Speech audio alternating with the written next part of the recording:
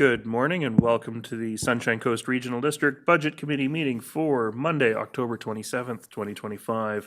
It's 9:31. I'd like to call the meeting to order and acknowledge that the SCRD is located on the traditional territories of the Shishal and Squamish nations. Directors, we have an agenda in front of us today. The intention is to sort of get through to item 4.11 today. And then we will start off tomorrow morning with item 5 and then carry on into item 6. So are there any changes to make to the agenda? If not, may I have a motion to adopt, please? Moved and seconded. All those in favor? And that's carried. And before we get going, can I have a motion to receive all reports and presentations? Moved, seconded. All those in favor? Thank you. That's carried. And so we will move straight into item 3.1, which is the 2026 pre-budget overview. Turn it over to our CAO. Thank you, Chair. So just want to share a presentation here.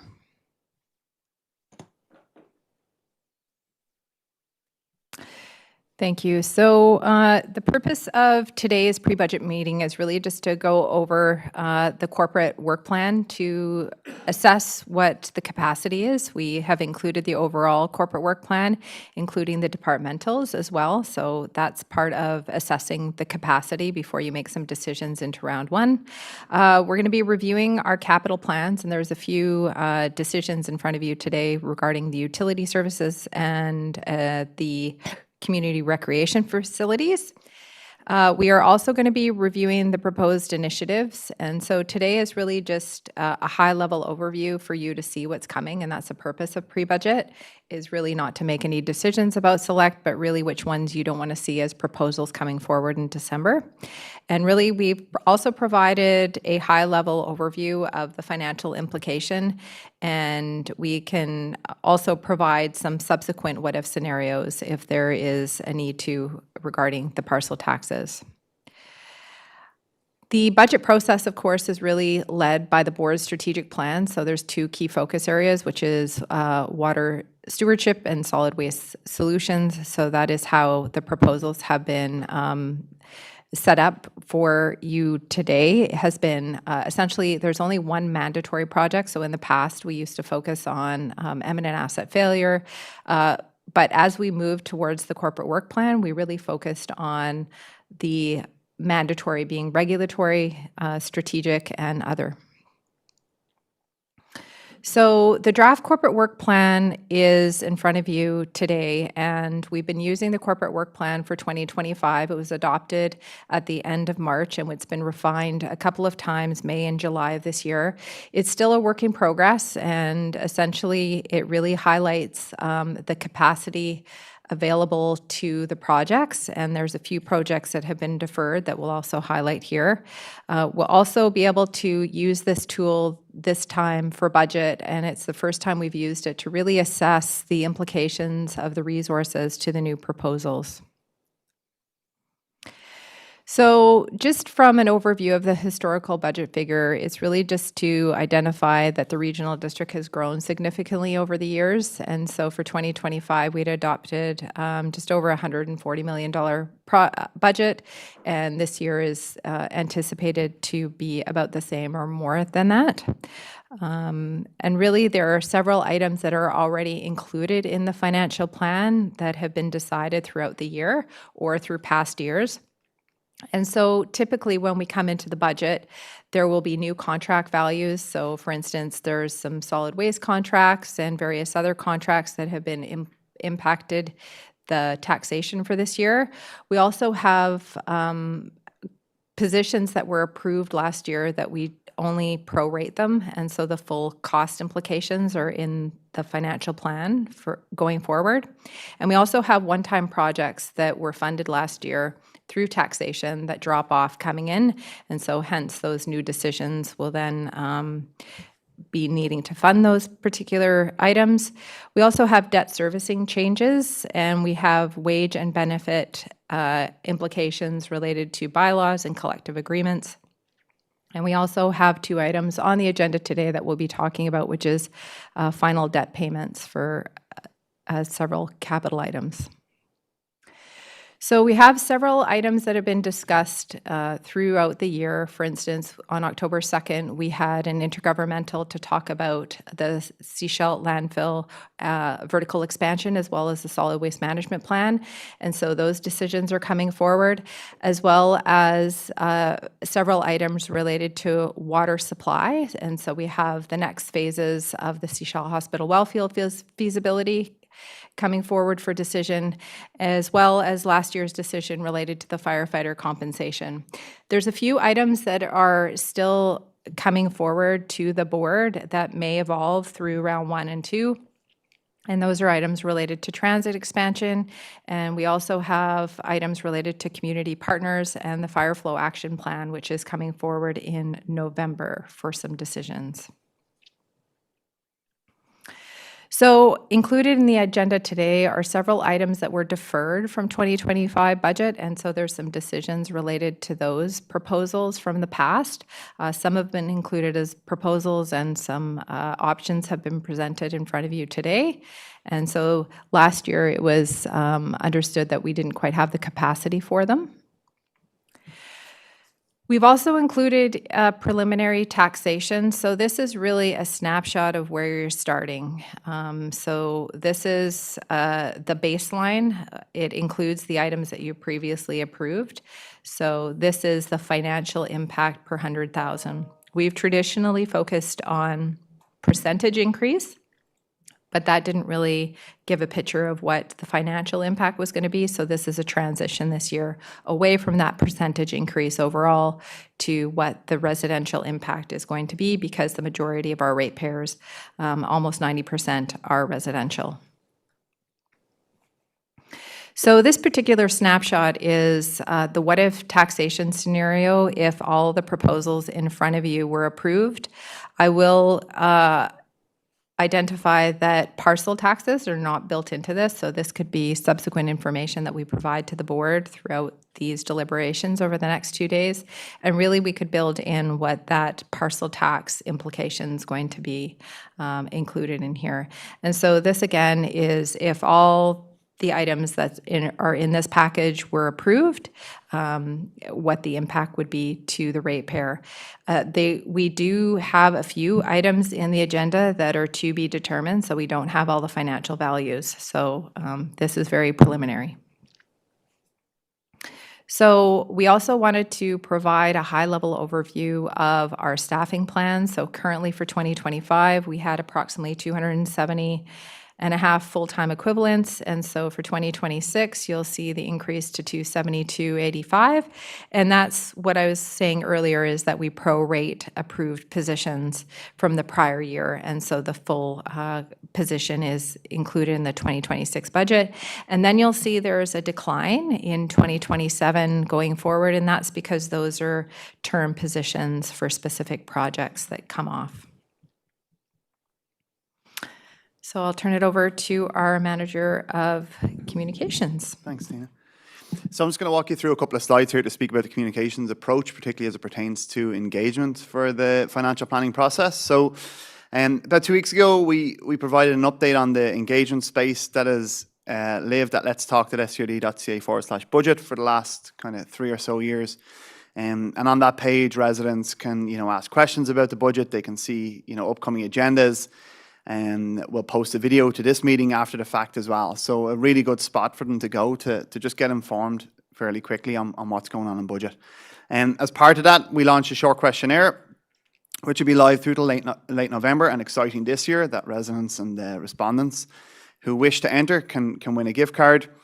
And then also what we're trialing this year is it's like a virtual sticky board. So it's where people can just kind of write their ideas down or any thoughts they have around the priorities that they see through the financial planning process, and they can add that to the page as well.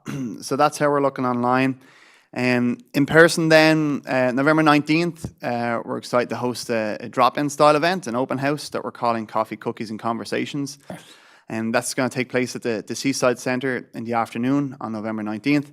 And intent of this is to just provide the space for residents to drop in and have a chat with elected officials and staff. And we won't just be there talking about the financial planning process. We'll also have staff there from other kind of ongoing initiatives like the official community plan, and Fire Smart as well. So yeah, just a good opportunity to come on in and to share priorities. Also, as part of this year's engagement, we'll be looking to do some board-directed engagement around firefighter compensation. So again, we'll be posting a short questionnaire that'll go up on Let's Talk SCRD, and we'll do some promotion in the community on that. And again, it says there in the slide, the intent is to really both inform residents about firefighter compensation, and seen as it is a new item in our financial planning process, is to get a sense of them around their kind of willingness, I guess, to pay through increased taxation for firefighting services here on the coast. So that'll be launching early November. So this is just a timeline to provide where we're at today. We're essentially going to be starting our pre-budget today as well. Our engagement has already started. We're going to be reviewing the rates and fees bylaws on November 20th as special committee. And so that's to identify what we're going to be charging for water rates as well as refuse collection and the wastewater services. The community questionnaire is going to be open until round 1, so we'll be able to provide a summary at round 1, which is in early December, with final round 2 in early February, with adoption the 26th. With that, we'll take questions. Thank you very much. Directors, I will look for physical hands. We're not all on the software today, so I'll go to alternate Director De Andrade first, and then Director McMahon. Thank you, Chair. My question regard to the open house, and I'm assuming it's the Let's Talk budget. So if it's not, please correct me. But what I'm interested to understanding is what source of advertising are you doing to get to the people? Number of events, is whether this is the only one, and also whether this is the only one or you have more events. What's the percentage of the population that you're able to contact and have feedback, if you know? So through the chair, thank you for your question.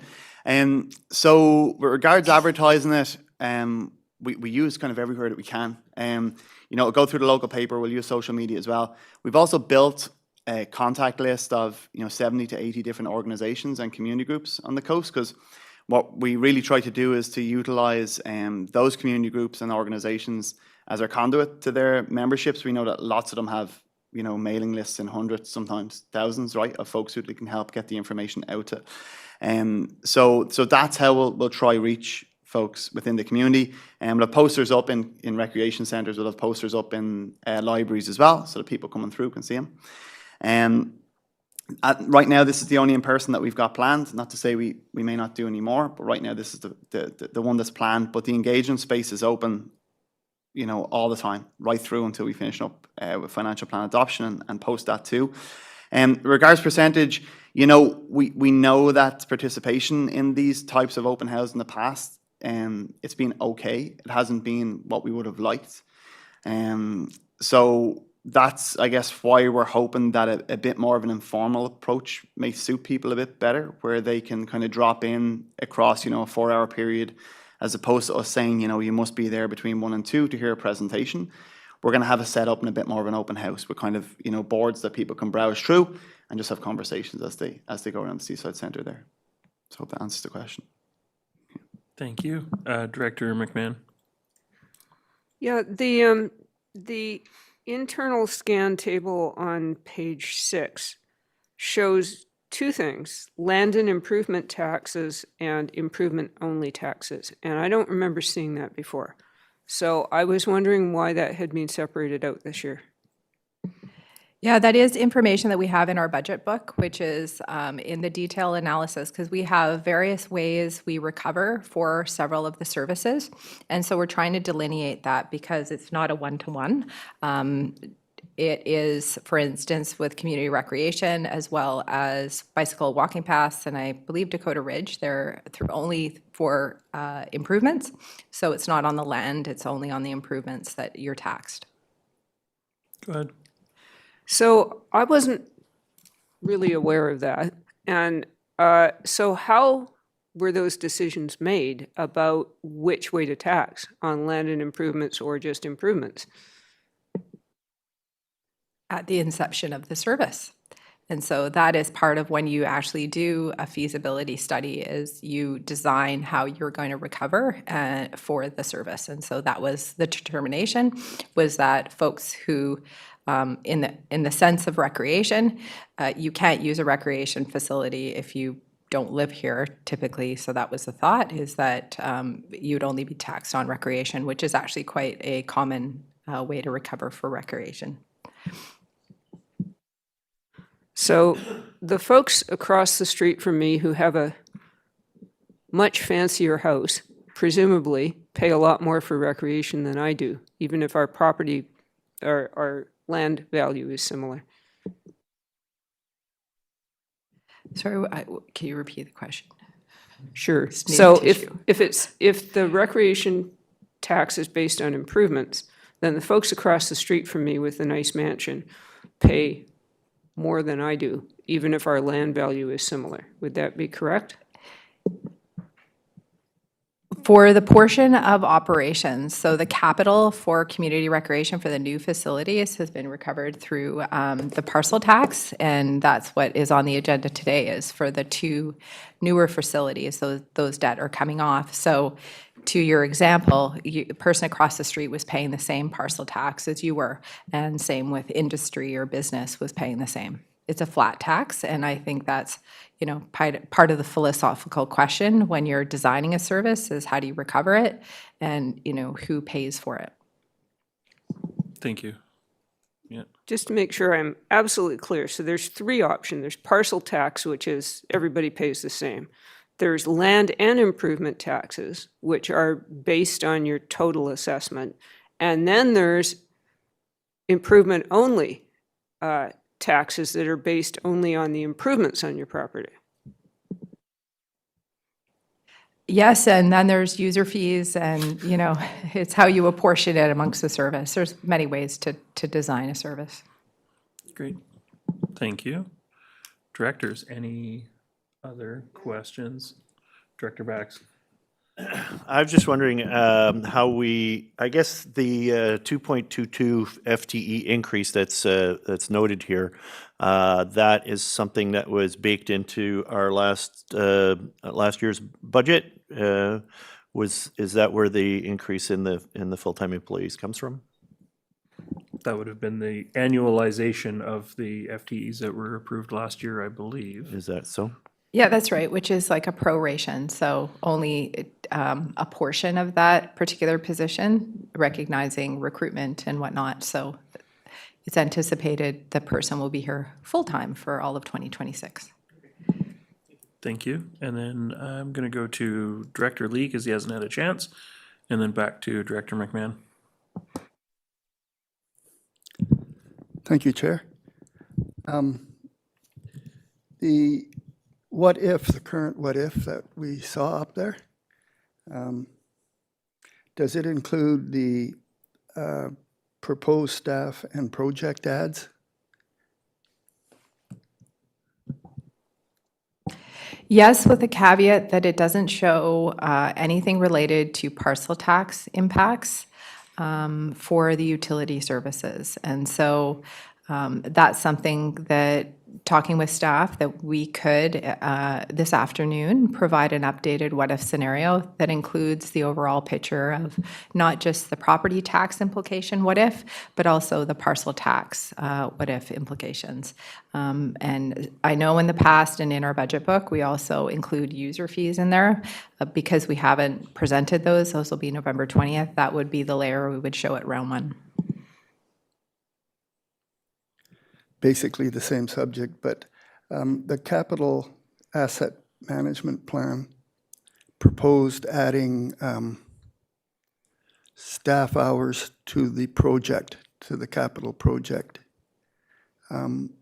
Is that also calculated into the cost of the projects now, or that would be happening in the future? Because that would come from expenses and end up on capital, right? If approved. I don't know if you want to touch on that now or wait until we get a little further into the agenda, but CAO? The answer is yes, because that is actually from an accounting perspective, that it should be included in the cost of the project. In the past, the projects weren't funded that way, and so we need to move towards that. So the answer is yes, that's what we're moving towards. Follow-up, Director Lee? Yes, a follow-up. Therefore, I'm assuming that the manpower plan chart that you showed included that, even though they would be capital, not expense items. Go ahead. Yes, the human resource plan, the FTE count, it doesn't show where it doesn't delineate between where it's funded. It's actually it includes the positions, so. Great, thank you very much. Another question, Director Lee, because I do have Director McMahon patiently I waiting. can wait, it's a different subject. So Perfect, if- we'll to put be you back fair, on I the should list. wait. Director McMahon? Okay, so we also have other things circling out there like Langdale Wellfield. And so if the AAP passes, at what point would the borrowing for that get built into our budget? Not till the project is built, if I recall correctly, but CAO? So typically what happens is, I'd have to check back to see what we presented in last year's, but usually we do build in a forecast. You will typically have temporary borrowing factored into, so it's not just at the end. You will pay it as the project gets implemented. And so as part of the rate analysis, we could be doing those types of forecasts as well. I know that was identified by the board, especially with these large capital projects, is not just what you're approving today, but what have we approved that's going to impact future rates? And so that's something we can provide to the board, especially on the 20th when we're going to be approving those rates again. Thank you. Director Gabius? Yeah, thank you. Here's an easy one. We're talking about the internal scan. When you were talking about one-time projects that were funded by taxation in 2025 that will impact this year, can you give me an example of one So project? one example of that would be is where we actually use taxation for a project. We would have raised the taxation in 2025. So even though that project might carry over, it's already been funded. So what happens is the taxation might have gone up and now it's going to decline because you've already funded it. So you're not having to refund it. And I think that's part of the contemplation for proposals, and the discussion I heard the board having was we don't really want to approve projects, raise funds for them if they're not going to be completed next year, because we're essentially inflating taxation in a different year. So that's the impacts of carry forwards, and that's why you'll see the decline in taxation in some of those areas. Thank you very much. Director Lee, and then Director Bax, I think I saw your hand? No. Okay, Director Lee. Thank you, Chair. The available hours assigned to budget work has been lowered. I was wondering what the drivers for that are. Do you have a page number, Director Lee? No, that was a comment that was made during the presentation. Oh, okay, okay. You might have to clarify a little bit here, CAO. Yeah, I think for I was referring to the 2026 draft corporate work plan. That might be what's referred to. And so when we get to that item, I mean, independent GMs can speak to their specific resourcing plan, but we have revised the resourcing plan for 2026. So what's anticipated in there. So it really is just a snapshot with anticipation of what those new projects are going to be for the next year. So it's always being refined because it's ideal state versus actual state, and we're trying to measure that now that we have some data for this year. Thank you. All right, look around at my directors. Any other questions before we move on? Given everybody as much time as they need, we're here all day. Don't want anybody to feel rushed. but I'm not seeing any hands up for any further hands for item 3.1. Okay, thank you. So with that, we're going to move into item 4.1 a little more formally. I think we've already received the introduction to 4.1. Again, it's sort of here for information, and directors were asking some questions out of it based on material being shared with the presentation. So if there are any further questions on item 4.1, directors, speak now or forever hold your peace. Director Lee.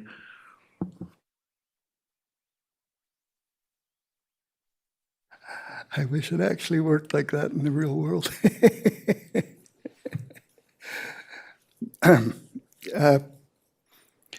Just to clarify it, it says these figures do not include values which are to be determined.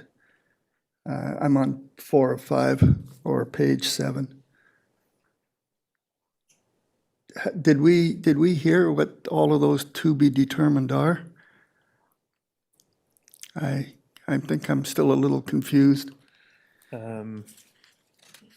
Well, for example, I think one of the to be determined stills would be like the Seashell Public Library funding, I think is still an unknown variable. I'm not seeing the specific line, I'm sorry, Director Lee, but I don't know if the CAO has any other comments about more things that are to be determined. Transit. Yeah, and I know you're not at that item right now, but in the proposed initiatives, you'll see there's a few that are blank, and those are because we don't have the values yet from whatever source of information we're looking for. Follow up, go ahead. Sorry, they're blank on, in which report would that be? That's down in the proposed initiatives. In As 6.1 and 6.2, in other words? 6.2 primarily, yeah, Okay, good, thank you. for sure. Thank you, Director Lee. Any other questions from directors? Looking around, Director Gabius? Thank you, Chair. On page 6 at the very top, when staff talks about that the values do not account for financial plan amendments throughout the year, like what would be the advantage of seeing those figures? Like, is us not seeing those complete figures sort of at any in any way detrimental? I think it's just a big disclaimer in that between now and when you approve the budget for 2020, like you might have some financial plan amendments coming forward in November, and we can't always forecast those, and we don't always know how material they're going to be, and what source of funding they're going to come from. So it's really just to acknowledge that it's preliminary, it's not absolute, and we'll try to keep you apprised of those evolving changes as we go through the financial planning process. Thank you for that. I will jump in with a question that I think I know the answer to, but I just want to confirm.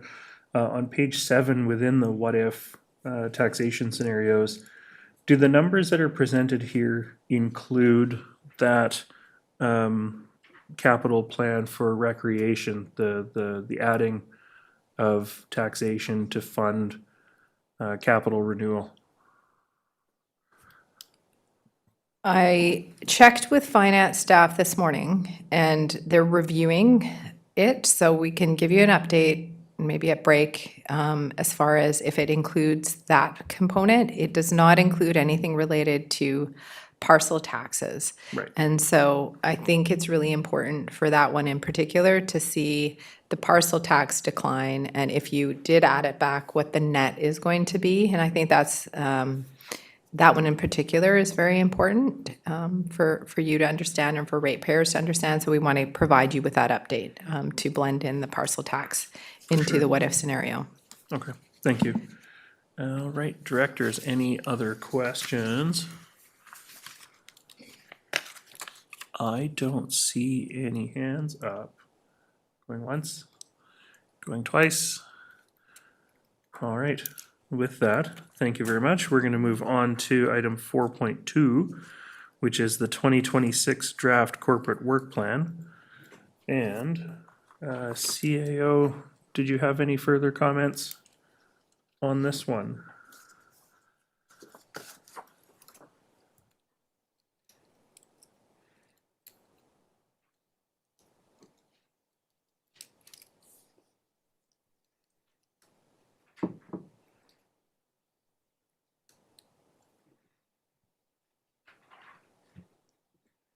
Did you have any further comments on the draft corporate work plan?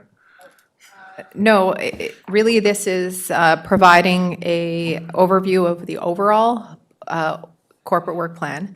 And so just to also acknowledge that the corporate work plan blends all of the resources. And so we understand that someone who is very specialized in utility services or, in community rec facilities can't necessarily work on a, solid waste project. So it is meant to really prioritize the board's priorities, but the resourcing is a little off. So that's why we provide the departmental, because it provides a little better picture as far as what is the department's resourcing with their specific projects.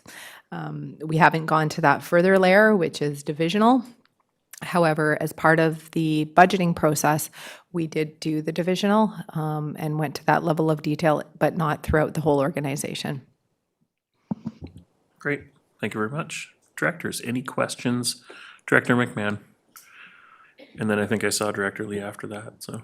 I'm going to screw up your system and go back to the overview because I'm still thinking about this. I am concerned about these large capital projects that we know are coming at us that are circling there. I would really appreciate a list of them, of which projects we can anticipate coming at us and when. Because I started making a list. There's Langdale borrowing. There's the transit facility, 55 million the last time I looked. The hospital well is a possibility. The reservoirs, which also have a knock-on impact on our water treatment plant. There's probably stuff coming out of fire flow. And, on it goes.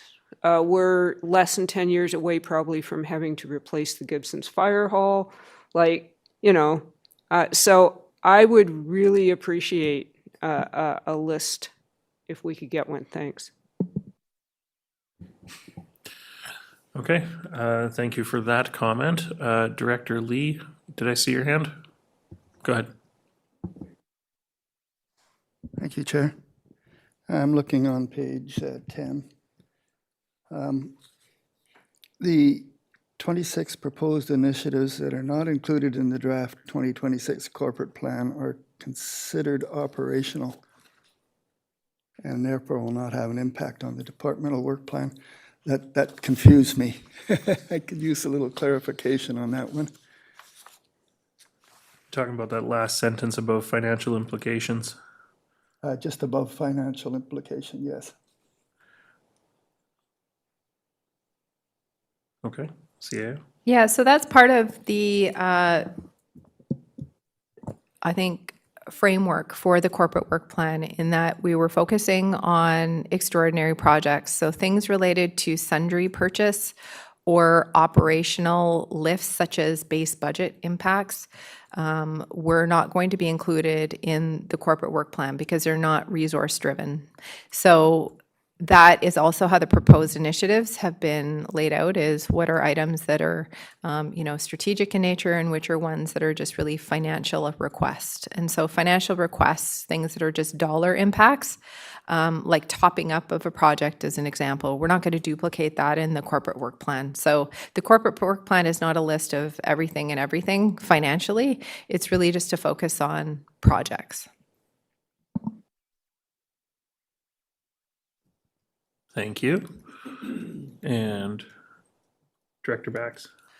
Yeah, I really do enjoy this this layout, and it gives me a good idea. I'm looking at the the projects that are now slated that are above the red line, and it looks like everything that we've had on the books until then, it seems to fall above the red line, and we've got, it looks like there's, if I'm correct, there's 32 new projects that are being brought forward by staff in this budget. Is that number correct? And another observation that I'd like is that the first 20 of them are slated as mandatory, and is that observation correct as well? If I'm starting on page, in the type of, the column type, the blue line that goes down the blue column, page 11. The first 20 projects are slated as mandatory. And then you get to strat plan. Page 11. So those are existing projects? Yes, existing projects. There's none within, or sorry, Those are there's all one existing mandatory within the new projects. Within the 32 new projects, there's Okay. one mandatory, but I'm not sure what the question, the question is, I just want to confirm my assumptions on this, that there are 32 new projects coming forward, and that the first 20 that there's 21 mandatory projects. Are my not assumptions of the correct? the new projects start on page 14. Yeah, there's one mandatory. That's right. Okay, good. And there's 20 mandatory within our existing work plan. And that there's 32 new projects that are being proposed. Are those assumptions correct? I mean, that's starting on page, 14, 15, and 16, basically. I think that is generally correct.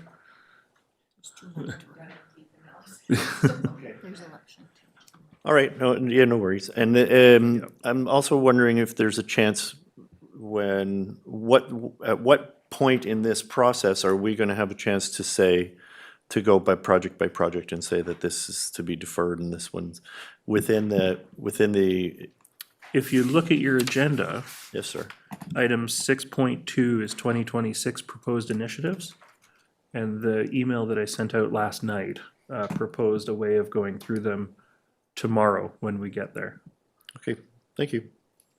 All right, glad I could answer that for you. Director Lee. I believe you also answered my question. If there's something missing that we wanted added, we start talking about that on 6.2. Is that correct? When we get to item 6.2?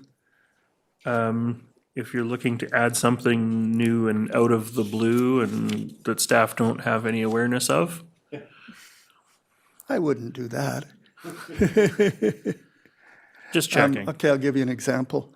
North Pender is most likely going to be a carryover, but it's not on the list, for instance. North Pender what? Water main replacement. Okay. CAO.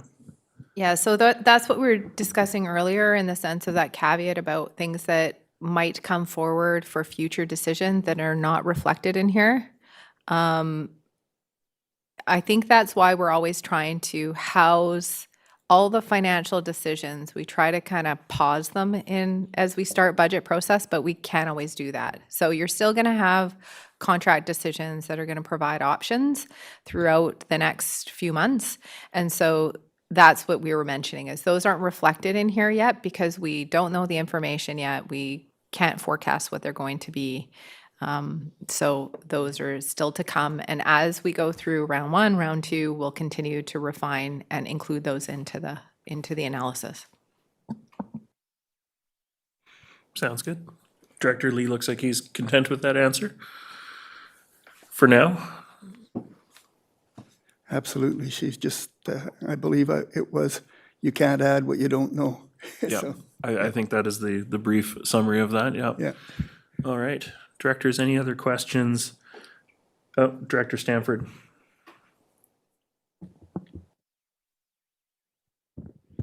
Thank you, Chair. I find the corporate work plan really helps define where we're trying to get to with the budget. When I look at it, and I know this is an imperfect document, is there's several projects that are mandatory or are above the red line, but they can't be worked on for a variety of reasons. Is there any logic to pulling them below the red line? Is that something we can contemplate, or do we just leave this the way it is and assume that they'll come back on within this budget year? Just like there's either staffing issues or supply issues, or they're sitting there with hours and budgets attached, but they cannot be worked on. So I'm just not sure how to contemplate those within the budget. And I think for the next couple of days, we don't have to contemplate where a project is going to fall within the work plan. I think the idea will be once we've sort of established what projects we do want to get done in 2026, then we can reassess the work plan in conjunction with the senior management team and the CAO to see where things fit and if something does need to slide because staff or procurement or contractor availability just isn't there. Those are things that I think are going to be factors outside of the budget process. So, yeah. All right. Any last questions, anybody, on this item? Okay. With that, then, do we want to do we want to have our capital planning update, item 4.3, and then just take like a 5 or 10 minute stretch break? Sounds good. Okay, so with that, we're going to move into item 4.3, which is the 2026 capital planning update. And welcome, Manager Doyle.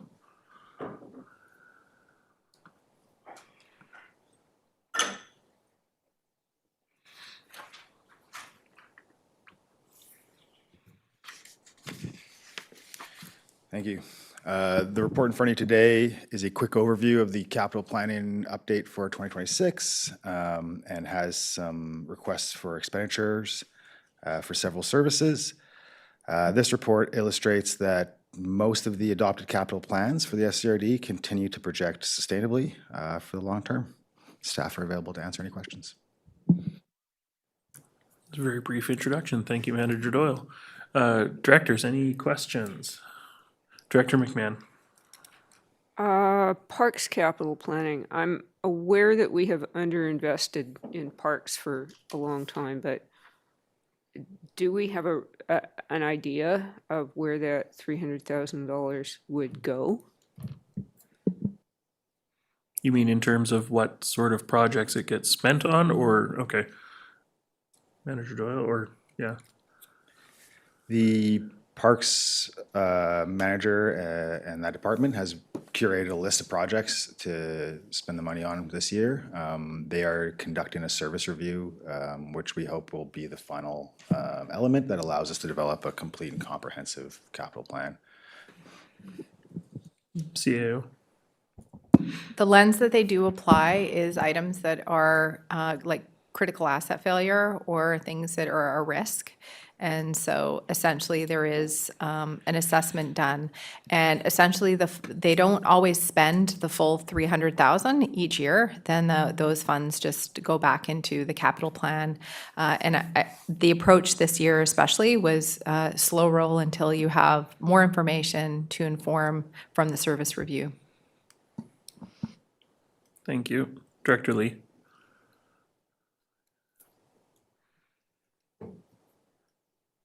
Thank you, Chair. Capital plans kind of amaze me, actually. Typically, our capital plans identify items in the future that need to be replaced, and then we go ahead and replace them without asking the board if it's time or it's money well spent or any of those things. Is that the case with this particular capital plan as well? Director Lee, you're talking about parks Yeah, specifically? I'm still on parks, like, so it kind of, is there things that would come to mind is our bridges in there? So, Not for $300,000, but Manager Doyle? Thank you for the question, to the chair. The Parks Capital Plan, is built around an asset registry, which is a comprehensive list of all regional parks assets, bridges, trails, signs, every component you can imagine is in that asset registry. We're continuing to work with the Park Service to curate and prioritize, develop a list of how we want to deliver the service. So to answer the question, they are included in there. What's prioritized is still being developed. CAO. We know that 300,000 is not sufficient to fund the service, and so we have, the first step for the capital plan was $100,000. That really was not enough. We jumped to 300,000, and essentially, we know that in order to even fund the critical infrastructure, which would include some of the already failing assets. Some are being housed outside of the capital plan, such as Cliff Gilker, because those are not necessarily based on the life expectancy, but due to, an event such as, the atmospheric river.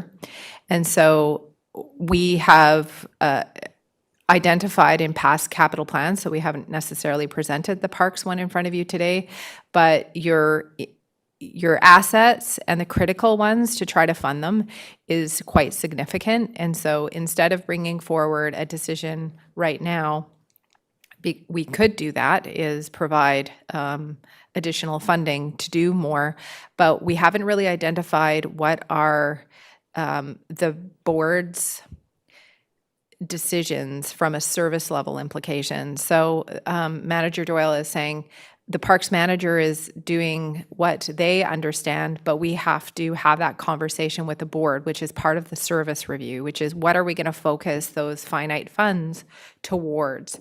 And so we have to, the board's process in that is really from a policy perspective is, as you did for community recreation, we're only going to fund critical infrastructure. So we need to define what is critical infrastructure for parks. We haven't done that yet. And so right now, we're kind of in this, I would say, somewhat gray zone with the Parks Service in that we are just going to be we're doing very little. With 300,000, you can only do very little in such a large service because it is includes a lot of infrastructure. Follow-up, Director Lee, or a different question? it's a follow-up. Go ahead. I think I understand, actually, and agree, but at some point, it's going to have to be put on a corporate work plan to make sure that the resources are allocated to do the project. Probably go on there as mandatory, though. Is that thinking correct? You're talking about like the overall capital plan finalized for parks? Yeah, once we get the capital plan finalized and we decide that in some parks we need to rebuild a set of stairs because they've fallen down, would it go on the corporate work plan and be included in the projects that we put above the line and below the line? That's an interesting, I'm going to intercede with the way I see it, and then we'll see where staff land. Because like we do have a capital plan for recreation for critical assets. Because of that, we don't see budget proposals for pumps and heating equipment in the facilities that's considered critical equipment. It's part of the capital plan.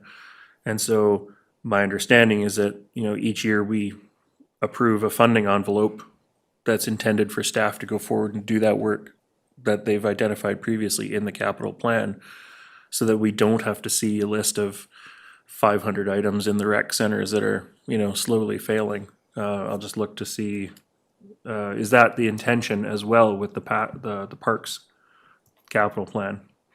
To sort of be looking at an overall envelope that just would be approved each year? Thank you for the question.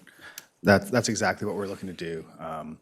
And like CAO mentioned. With the parks, the line between critical and non-critical assets is a little bit blurrier than for like recreation facilities, and that's where the service review will provide the clarity of what we're trying to include and not include.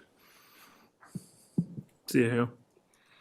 I believe, Chair, there was another question in that, which was how do we align the resources with the requests, the money requests? And that's a good question because that is one of your proposals in for community recreation, in that through this work in matching our resources with the work that's there, we are out of alignment because even though we're approving a dollar amount for capital renewal, we were not aligning the resources with it. And so we weren't necessarily, and this is back to the prior question from the director, was are we making sure that those staffing are also being capitalized? And the answer was inconsistent. It was inconsistently applied, and so now we're trying to align the resources to make sure we can do the projects and not just have the dollars in there. So again, that's going to be an evolution and a change from what we've done in the past. And so hence you have a proposal in for some of that in this particular budget package. And we're not quite there for parks, but probably coming in a future budget iteration, probably as early as next year. Thank you. And apologies, Director Lee, for missing that part of the question. Yeah, thank you. Director McMahon, I think, and then Director Bax. Well, because this looks pretty straightforward, I was going to move the recommendations on page 25. And you've got a seconder for that. So, Director Bax? Well, I was going to move the recommendations, but I just wanted to say that that my fire hall needs a new roof. And I'm really grateful that the money's coming out of our capital reserves and not taxation. I was just, my question is how did staff come up with the number? Do they go to, do they go to the industry and ask for quotes, or I'm just wondering how that number is arrived at? It's not I that know you're important. asking specifically about the roof of the hall. I'm just more broadly in the answer to that question. How do staff come up with the values for a lot of these costs? Right, and it's gonna go out to tender, and then there's gonna be, hopefully, we'll get some compliant bids that'll be underneath that amount, and then we'll still save some money in the capital reserves. That's my hope. Okay, thank you, Director Bax. Manager Doyle. Yeah, thank you for the question.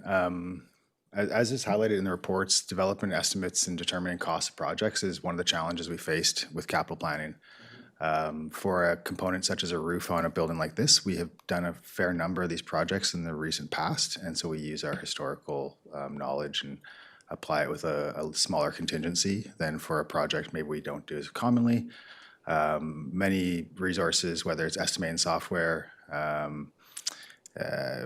consultants, other sources of information, staff knowledge are used, but we do have to follow procurement policies and regulations, and we can't go tender for bids without having project approval, so it is a challenge. All right, thank you. Any final discussion of the motion? This is on page 25 of the PDF of the agenda, and this is voting all directors. Any last words? I will call the question then. All those in favor? Thank you, that's unanimous. Thank you. We're going to take a brief recess, just stretch, refill our coffees, and yeah, we'll see you in a few minutes.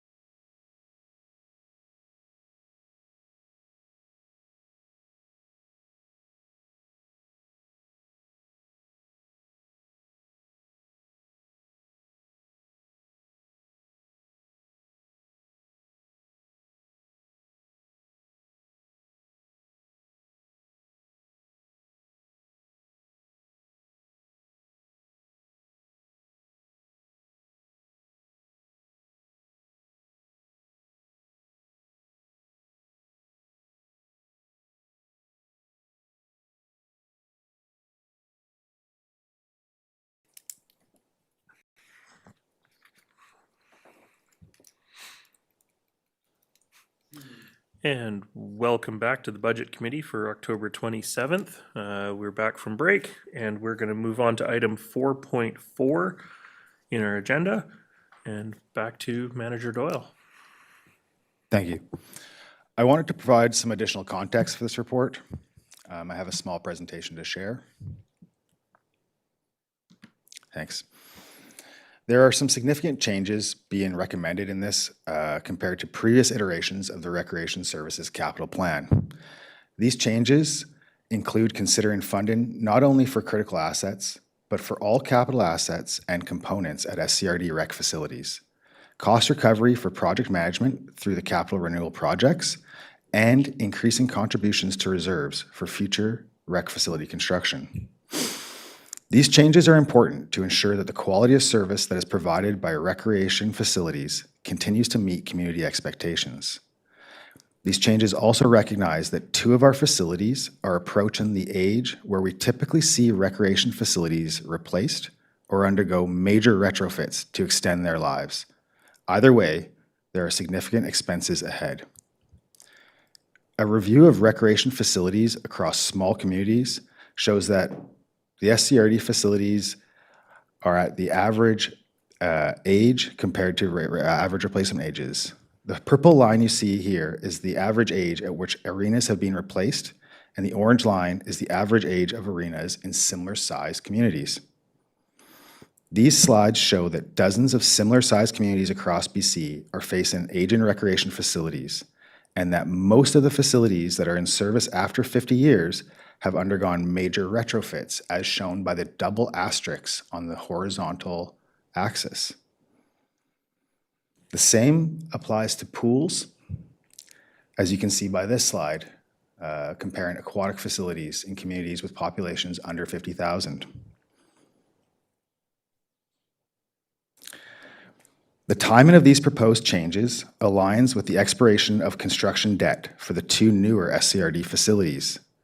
The amount of revenue remains basically the same, however, the taxation methodology will change from a flat rate parcel tax to ad valorem taxation, which is taxation based on the value of improvements. This will see the burden of taxation shift as shown, reducing impacts on most residential properties. The table here shows the average taxation across the participating areas. On average, residents will save between $20 to $60 per year compared to the parcel tax. Thank you. Staff are available to answer any questions. Thank you, Manager Doyle. Yeah, I'll go to Director Bax first. Okay, so this is, you're saying that we're retiring the debt that we have for our for the Seashell Recreation Facility, and that And Gibson's. And the Gibson's Arena. and the Gibson's Arena. Very good.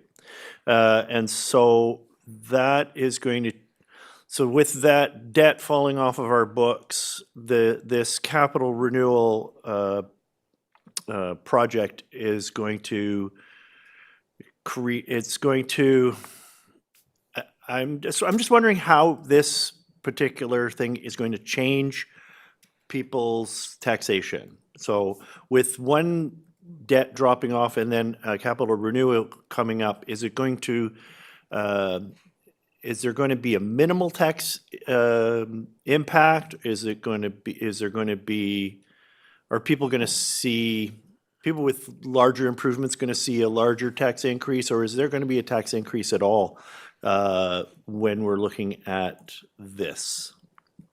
And actually, I was going to ask if that last slide could have stayed on the screen for another moment longer. pie 'Cause chart? I think, no, not the pie chart, but the actual table data. Right. Because I think that answers your question there, Director Bax. And so the idea, if I'm reading this table correctly, is that the bottom line is the tax impact for an average residence versus the $115 parcel tax that's currently being charged. So for area D, what I'm seeing is only like an $8 average savings, I think, maybe, Manager Doyle? Yeah, thank you for the question. That's correct. The bottom line shows the average residents in each area and the taxation they would see compared to the $115 parcel tax. Thank you. Director McMahon. So in recommendation 2, it says it recommends that we assign $1 million a year to the future development of new recreation facilities only. So at that point, are we committing ourselves to building new recreation facilities? I would say no, but I will look to either Manager Doyle or CAO. So I think that's a to be determined. We have the recreation needs assessment, and that is partly the scope of that project is to assess the model of how we're delivering the age of the facilities. Part of that is, doing facility index assessments, meaning your assessment of, investment into versus replacement. And at some point, when you do that analysis, it's more expensive to keep a facility than to build new, might be part of that decision. So, and again, the service model is also part of what could be contemplated. So that has not started yet. That is to be started next year. And so the only information we have right now is the understanding that we're delivering a service and that particular service standard needs to be maintained. And so in order to maintain that existing service standard, that's what the recommendation is in front of you today. So those future decisions or contemplations, staff don't really have any direction or indication on different policy decisions. So this is how to sustainably deliver a service right now. Follow-up, Director McMahon, or? I have a lot to say, but. Come back? You've got a follow-up, Director Bax. Okay. Yeah, my follow-up was on the answer that I received from you, Chair, that the number that was shown on that chart showed a savings of $8 year over year on the taxation if we approve this recommendation. Is that correct? On an average Yeah. Average savings. on an average home, Manager Doyle. Thank you for the question. For Area D, $8 is correct. $8 savings. Okay, that's all I wanted to know. Thanks. And I think yours was the highest actual dollar value. Everybody else was going to see all the other areas were going to see a higher savings than that $8 by switching this method. Director McMahon. We could save even more by not spending the money. Like $100 per property. I'm back to that list of huge infrastructure projects coming at us, and I cannot support these recommendations. The change in how the taxation is collected, yeah, I totally get that. And thinking about possibly, I'd actually like to hear a little bit more about increasing capital reserves for recreation programming.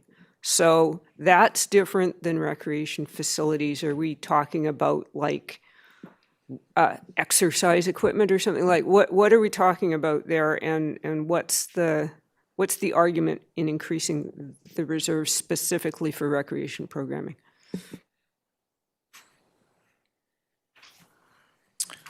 Recreation programming is included in this capital plan. There is a expenditure request for the purchase of new facility equipment that provides the services within the facilities.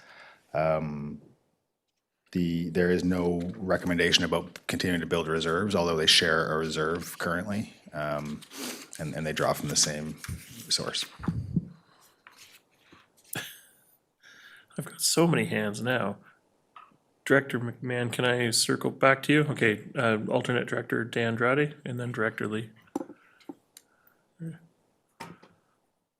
Anne Marie, did you have a question? Thank you. I just wonder if there's any expectation that part of this funding would come through grants?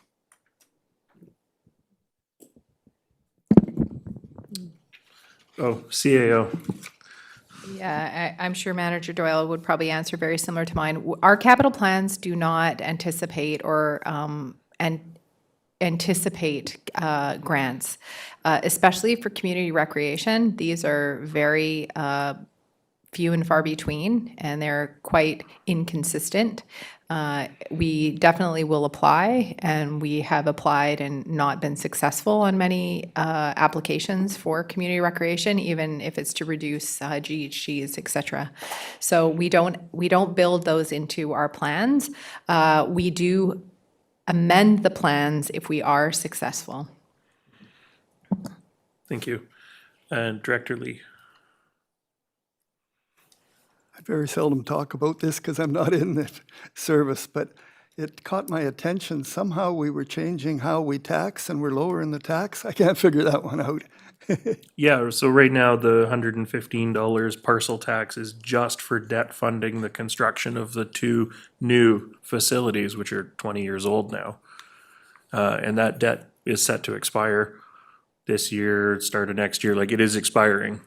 And so the idea is that we've actually talked about this a number of times over the last 2 terms. When that falls off, there is still a need to be preparing for capital plan, capital replacement, upgrades, repairs, facility replacement, that sort of thing. And so the idea was, I think, from the staff perspective, not to increase that contribution until it was known, like until that debt funding was coming off, so that we're not spiking taxation just to have it come back down again the next year type thing. Okay, so you're proposing to keep the level of taxation current. It's So, not dropping. well, I mean, and that's what was sort of highlighted in that table there that I had brought back up on the screen again, is that by switching from parcel tax, where every property pays the exact same amount, to ad valorem, it's based on valuation of property as well as multipliers for things like commercial and heavy industry, right? So I think the pie chart was showing how the revenue would be collected under the ad valorem taxation versus $115 per parcel across the region. Did it show that the residential were actually paying less then? You want to bring it back up?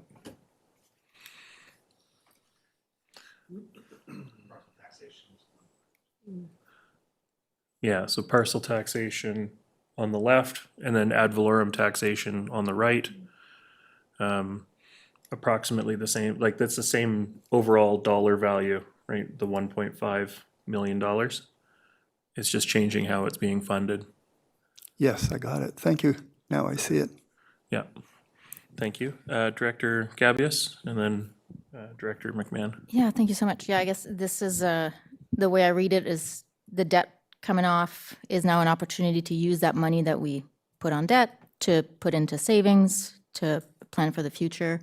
So my question for staff is, did these numbers in the recommendations come from, taking that amount that we typically put towards debt and then breaking it off into how we could use it? And if so, were there considerations to maybe not use the total amount, so that, as Director McMahon was saying, like we could maybe reduce taxation a little bit? So kind of what came first? Thank you for the question. In doing the analysis, we started with the 1.5 million. We first considered increasing the level of service to fund replacement of all assets. So that includes the accessory features, the water slides, lazy river, steam room, hot tub. These are not critical components of a pool. Same in the arenas and such. I think that accounted for about $450,000 of that 1.5 million. The funding of a project manager through each project, so we added a small percentage to each project. And then the remainder was the 1.07 million that we've recommended be contributed towards future facilities. And perhaps it should say major retrofits, if that's an option we choose to go with, instead of replacing a facility. But that would be the purpose of that 1.07 million. Thank you. Director McMahon. Yeah. We haven't decided what we're doing with our recreation facilities yet. We have 3 pools and 2 ice rinks for a population of about 34,000 people, which is a lot compared to other areas. I believe Squamish has only 1 ice rink, and they had to close it recently for repairs. So there was this thing that people were driving to Vancouver, whatever. I'm not willing to increase our recreation funding until we have clear direction, particularly in view of all of the other absolutely critical costs coming at us. Building ice rinks when you don't have the water to put in them just makes no sense. We've got to get the water first. So I am opposed to these recommendations, and I particularly recommendation 3 and recommendation 2. I don't really want to start amending recommendations on the fly, so I'm inclined to simply vote against this in whole. Although my other question was, currently the recreation tax on my property tax bill is applied only to improvements, not to the land value. Are we proposing to do that the same way? Or is that operations? That's not the parcel tax, right?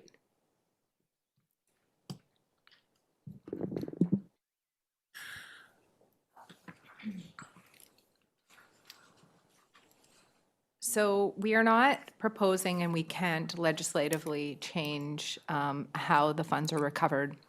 To give some context, when the particular newer facilities, they're not new, they're 20 years old now, were constructed, and we went forward to build those facilities with debt, we established a parcel tax bylaw.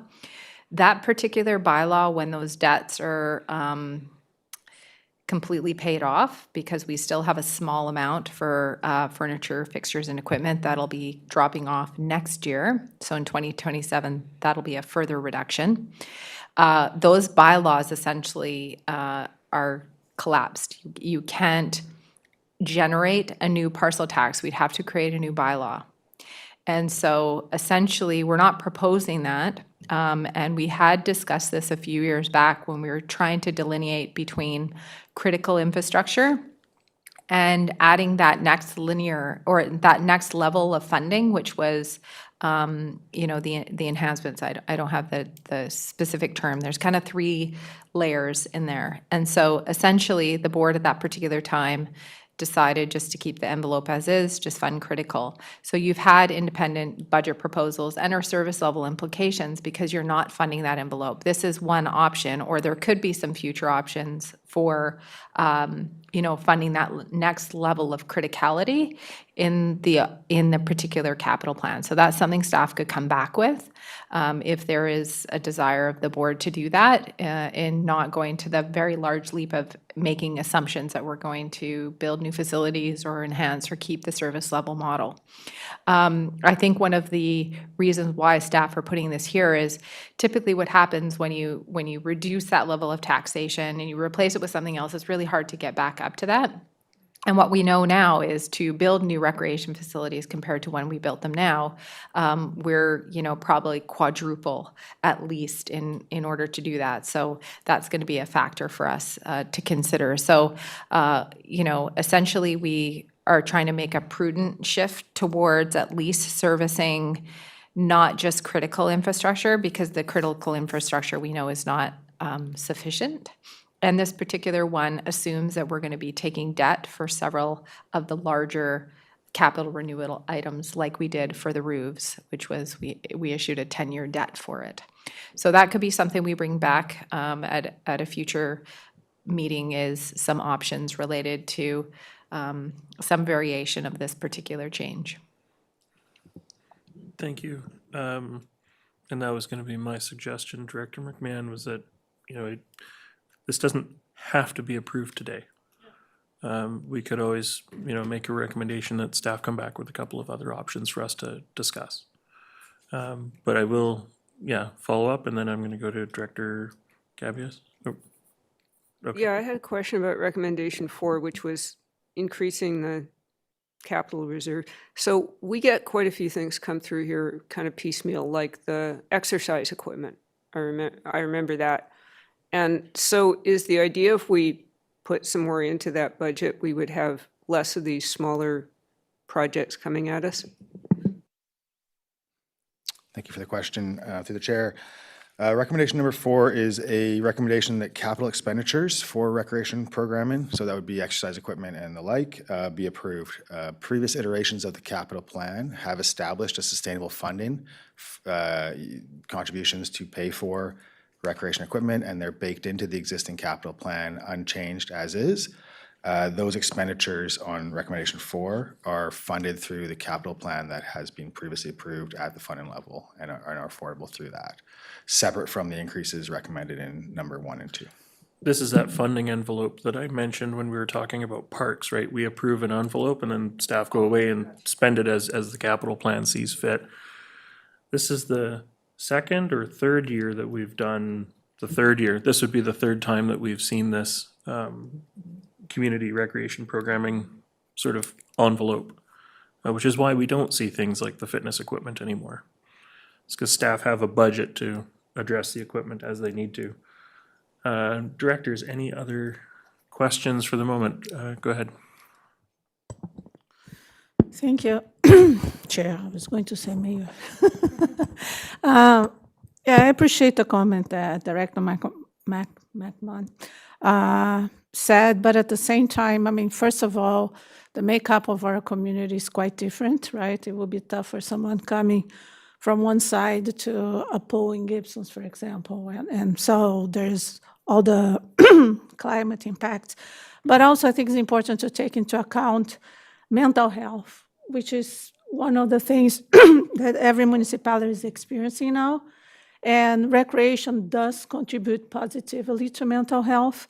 So to try to take this, which especially when people have less resource, that's recreation is the only thing that they have. So I think it's important. So obviously I understand increases in budget. Nobody wants that. But in this regard, I agree with Chief Financial Officer that once you lose the income, people, to recover is really hard. So I think it's important to consider, because recreation, it's a key component for equity, for well-being. So anyways, I'd rather even sacrifice other things than recreation. Thank you. Thank you. Director Lee, did I see your hand, or? Yeah, go ahead.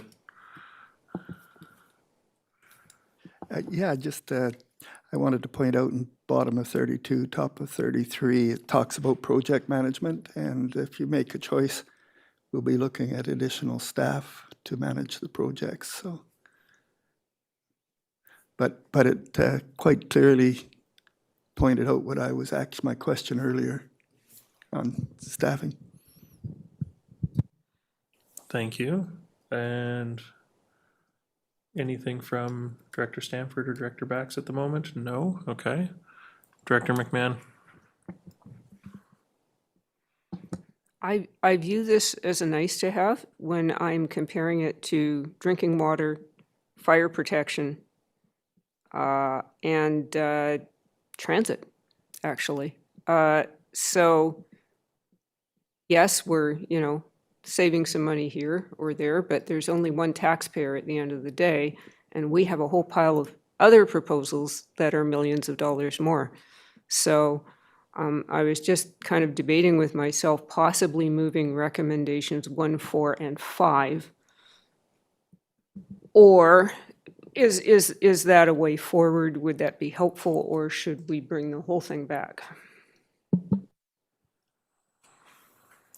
I would think, for my own thoughts looking at this, I would think recommendations 1 and 4 could be separated from the rest of the capital funding conversation, like the facility renewal conversation.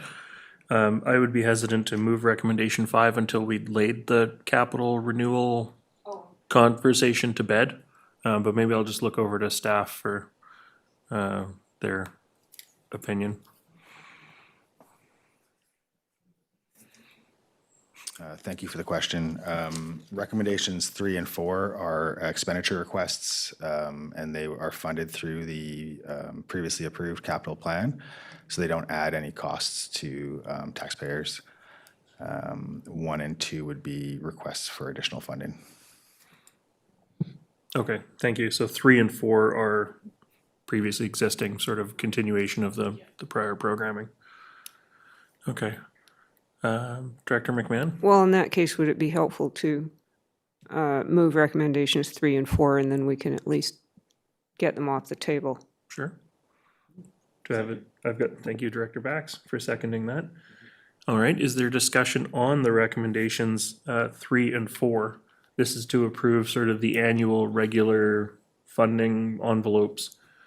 As Manager Doyle mentioned, at least item number 4, this would be the 3rd year we've seen this, so it's nothing new. I assume that's the same for recommendation 3, that this is the 3rd year of this as well. Director Gabius, did you have a comment or discussion? You see my furrowed brow. I'm wondering, just want to ask staff if it would be easier for them if we decide to ask for options.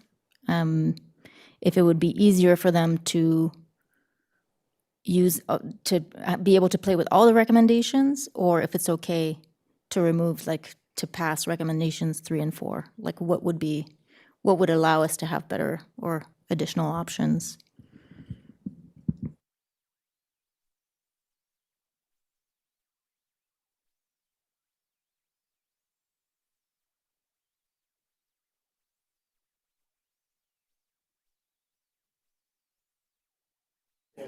Thank you for the question. Either approach is amenable to staff. Thank you. And at least items 3, well, first of all, these are just recommendations. We can always revisit them. Nothing's, final until we've approved the budget bylaw. So from that perspective, we can always change things if we need to or feel there's a desire to. Is there any discussion on recommendations 3 and 4? I don't see any hands up. This is voting all but area A. Sorry, Director Lee. I'll call the question then. All those in favor?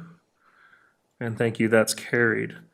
Now, Director McMahon, did you have any thoughts on what you would like to do with recommendations 2 or 3? Or 1 or 2, my apologies.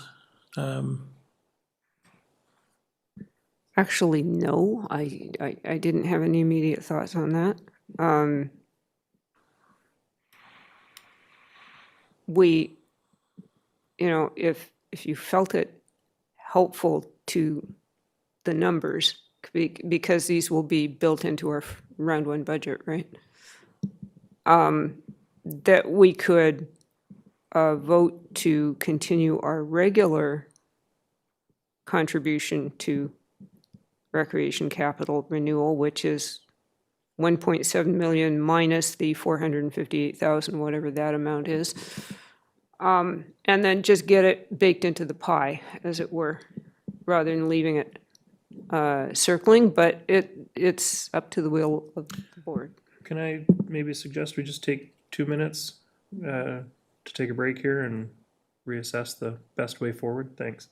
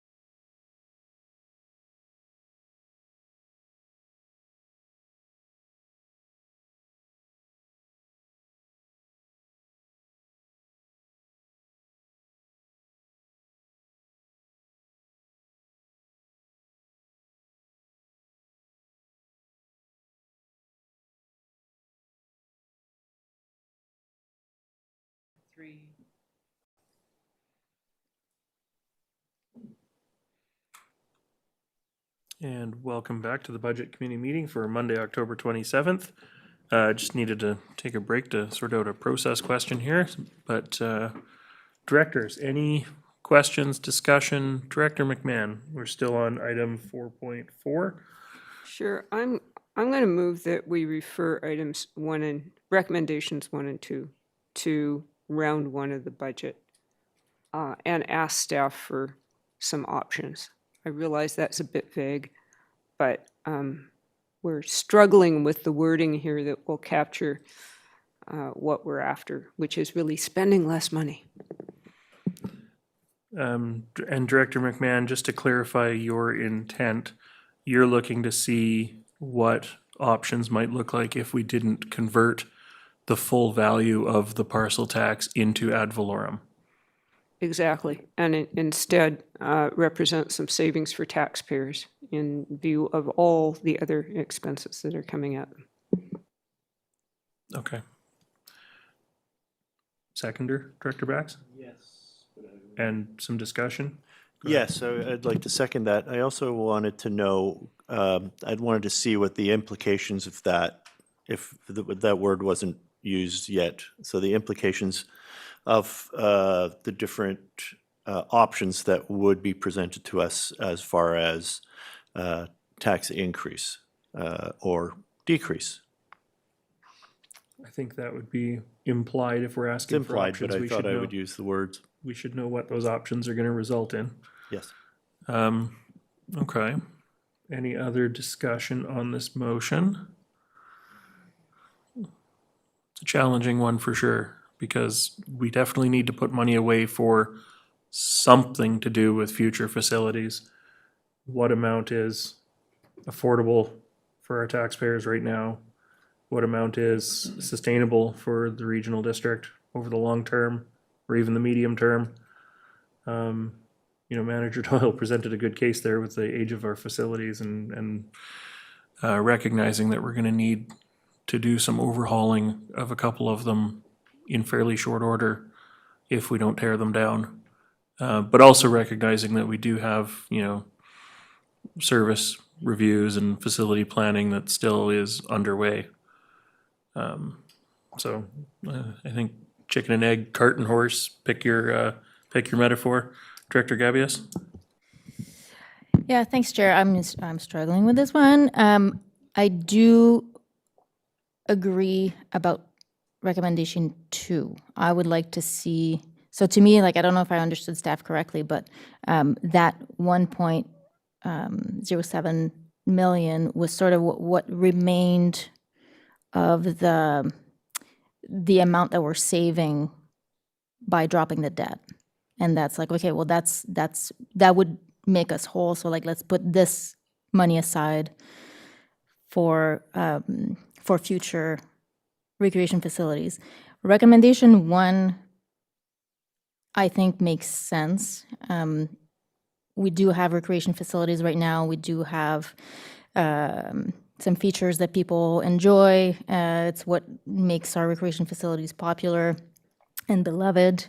So to not put money aside to fix these things as they break, and which kind of decreases service levels, even if it's temporarily, but it dampens the experience, I would say. If the slide's broken, or if and right now, if we were asking for an increase in taxation, I don't know how I'd feel about it, but right now we're saying it is net zero. We're not increasing, we're taking that amount that we usually spend on debt, and we're gonna put it here instead. So I'm in favor of looking for more options for number 2, but I feel like number 1 I can live with, or I can support.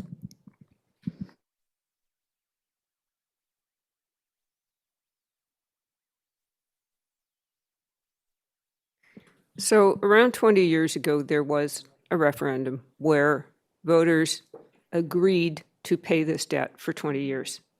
And now we are sort of proposing to turn this into the never-ending debt by building this into the budget. And I'm not very comfortable with that. I think when we get to the point of making a plan for recreation facility renewal, will probably be time to go back to the public and ask, like, what is the appetite out there to, for further major expenditures on recreation facilities?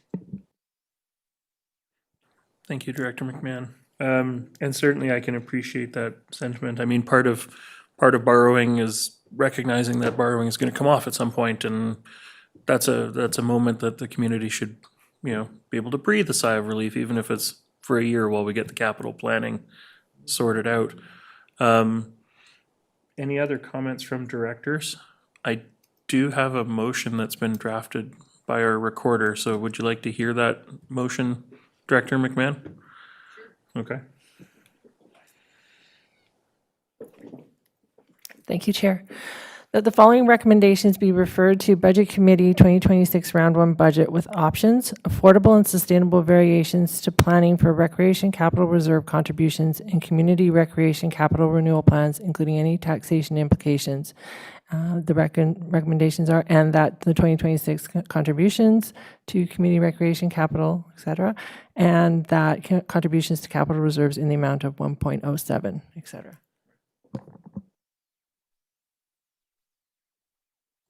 Does that sufficiently capture the motion you made? Okay. Do I have any further discussion? If not, I will call the question. All those in favor? Any opposed? That motion's carried. Okay, thank you. Thank you, Manager Doyle. I know, I've got you for a while yet. So next up, item 4.5, starting on page 37, is Regional Water Services Draft 50-Year Capital Plan.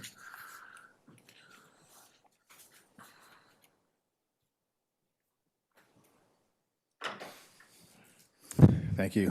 I would also like to share a small presentation before we get into the water service capital plans.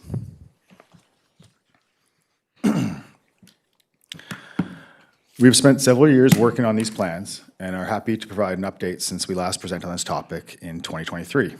These capital plans have been developed with an awareness of the importance of intergenerational equity. This means, among many things, that ensuring that water services are affordable for generations to come. Accounting for inflation, the cost of water services can be consistent when our decisions are guided by a long-term vision. Capital planning seeks to ensure funding is available when future critical assets need to be replaced. By acting now, we can maximize the interest we earn on our reserves and reduce burden on our residents. Water is the most important service the SCRD provides. Currently, the SCRD is annually contributing less than 1% of the replacement value of its water systems assets towards capital renewal. At this rate of investment, we will be able to afford to replace all the existing assets once every 150 years or so. Unfortunately, the average asset lifespan is approximately 65 years for our water services. This graph shows the current funding for the next 50 years for the regional water service, assuming a 2% annual increase to funding. Now, obviously, where the blue line dives off at the end there and we have a negative reserve balance, this is not really feasible. Our current funding appears sustainable for 20 to 25 years, but that's deceptive. Most of our core infrastructure will reach end of life around the same time, creating a renewal cliff. If we don't start raising renewal funding now, we'll face steep and unavoidable cost escalation that cannot be covered within one rate cycle. This model suggests that debt obligations will exceed total funding before 2060. This is one of the factors that will drive water costs higher and higher. The recommended funding corrects this course and establishes a sustainable level of funding and reduces future emergency costs, helping to ensure consistent service. Planned renewal spending protects ratepayers from unpredicted failures and reinforces trust in the stewardship of our essential infrastructure. We are not proposing to pay for tomorrow's infrastructure in cash. we're proposing to build the fiscal strength needed to manage future debt responsibly and close the grow-in renewal gap. This is an important step towards intergenerational equity and a consistent cost of service. Effort is still required to refine the data and assumptions that drive these models. Over the next 2 years, staff will continue to improve the capital plans for SCRD water services, develop engagement strategies to communicate with service participants, and search for opportunities for alternative funding and emergent technologies that can reduce the financial burden of this asset stewardship. Thank you. Staff are here to answer any questions.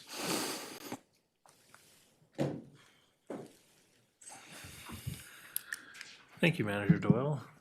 That one graph where that line just disappears to the bottom of the chart is sobering. Let's put it that way. Questions from my directors? Director Bax. Yeah, I understand that what's going on right now is unsustainable. I'm just worried that I was wondering if there's a way that we can ramp up in a gentler way than what's been proposed to us, and so that the line that we're the capital savings, that the capital reserves that we're creating is a bit smoother rather than well, anyway, I'm just hoping that we can, keeping an eye on current economic conditions. I know that this is going to cost a lot to just jump right in with, what's the proposal, $1 million a year? And that is about averaging around $90 a year per property, which is, I was wondering if there's a way that we can ease into this improvement in our capital reserves. Thank you, Director Bax. I'm going to sort of reframe your question and ask staff if what sort of informed the 3-year horizon, and was any consideration given to a 4 or a 5-year lift in the requisition? Thank you. Thank you for the question to the chair. There are, with regional water service especially, there's some time before we start seeing the renewal cliff. And then there are many different ways to approach appropriate funding. The longer we wait, the higher the bar of sustainable funding becomes.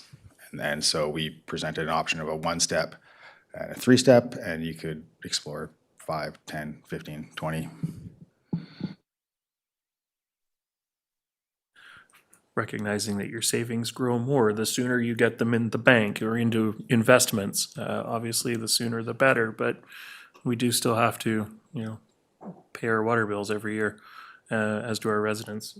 Director Lee and then Director McMahon. Our water systems are in such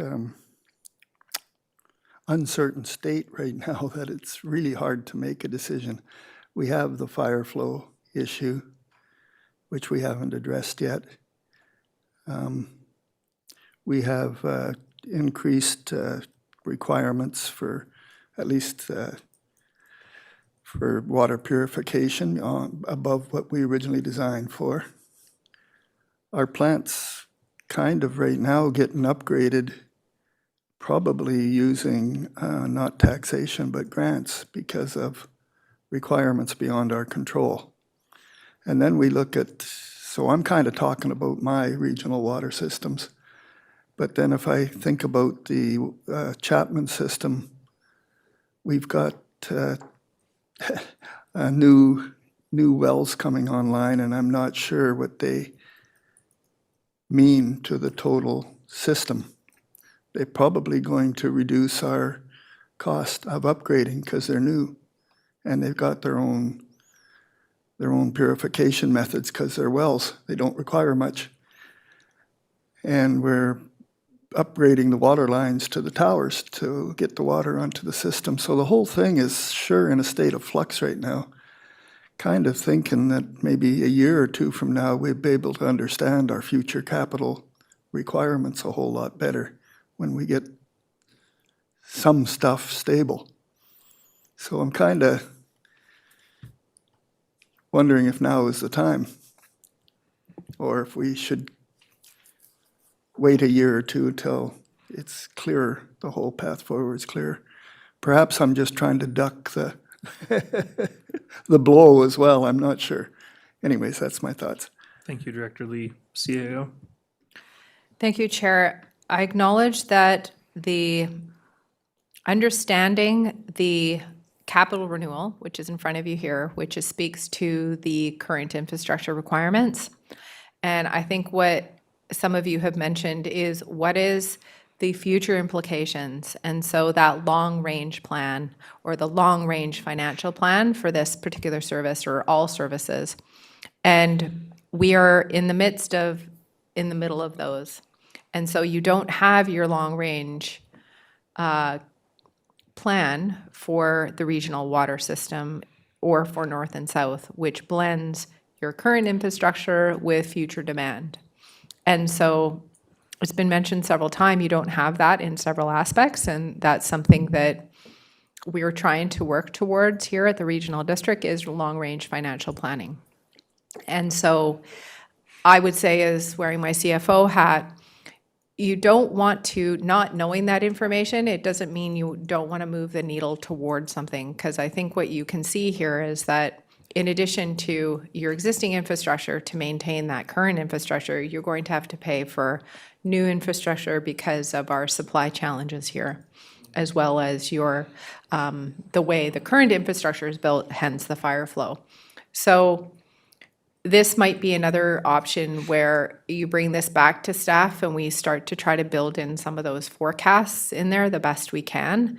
And I acknowledge that usually our rate approvals and our budgeting process for especially regional water being one of your largest services, you've been doing it in 1 year increments. And so now you're seeing the horizon and you need to see that horizon is I think what I'm hearing from the directors from a financial forecast perspective. So we could always bring that back into trying to build the known knowns and to forecast what the unknowns and at least identify what those things are coming as we start to build those long range plans for you for these particular services.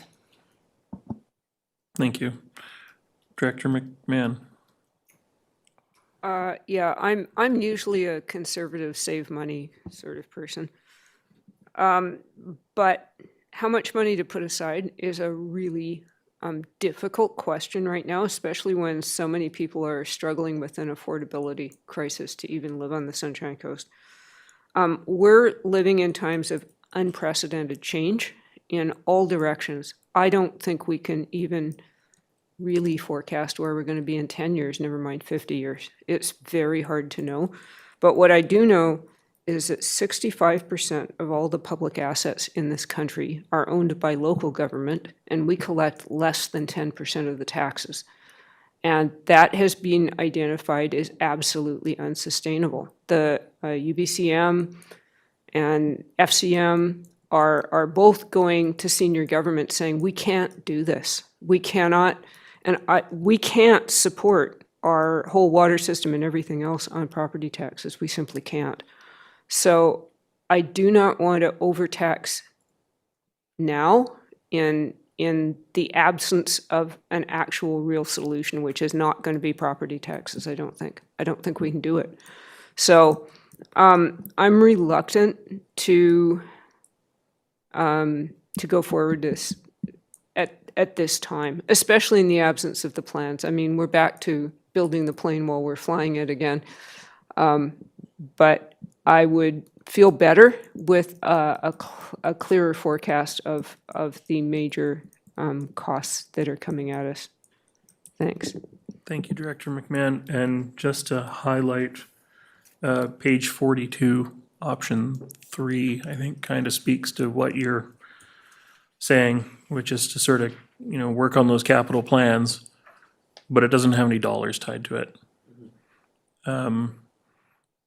And so my question for staff is, if we moved an option 3, could we also move an additional motion that, staff bring forward a proposal to the fees and charges review for a $500,000 increase to the capital plan, just to keep moving money into it in some value. And so I literally picked the number just by splitting that in half.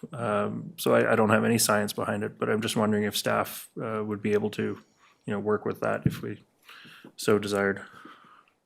Thank you for the question. Absolutely. Like I said before, there's so many ways to cut it. This is just to give you a spectrum, but we can look at other ways to Okay.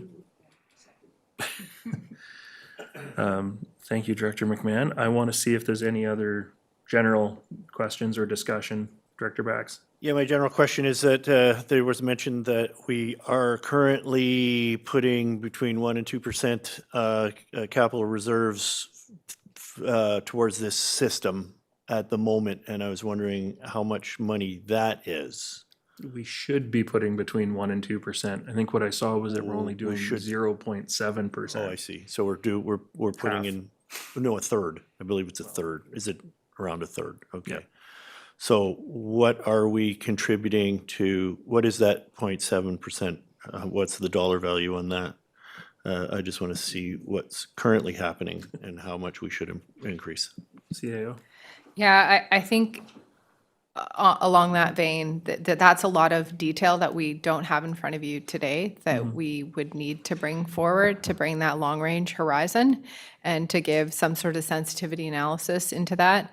I mean, the other thing too is that we don't necessarily have a, say, reserve strategy that we're going to make a policy statement that we're going to fund at least 1% to 5%. That if I was going to bring something in front of you today, that would be what I'd recommend based on best practices, is that you fund at least 5% of your renewal of your infrastructure. And so what we haven't provided to you either is, and if some of you recollect, the reserves in regional water in particular have remained pretty static. And we've taken some significant dips where we were, I would say, alarmingly low in our reserve balances, and we're slowly, but it only takes one or two events and that's going to be all gone. So we'll be providing some of that information when we do the November 20th rates. And I think what we need to do is give you more of just not a singular year rate. And as we're also moving to volumetric billing, so that's another added evolving situation within the rates for our utility systems. And so part of that, though, is trying to forecast what people can anticipate, not just in for 2026, but 27 and maybe even at a best case scenario, a 5-year horizon in alignment with what the reserve balances are, and give some options. Thank you. Director McMahon. One other option would be for us to pass 1 million for this year, but not the increases of 1 million in the 2 subsequent years. And recognizing that we know that if we put money into water, we can spend it. There's no question about that. But I'm just nervous about the escalation in, yeah. Thank you. Directors, any other questions, discussion? No motion on the table yet.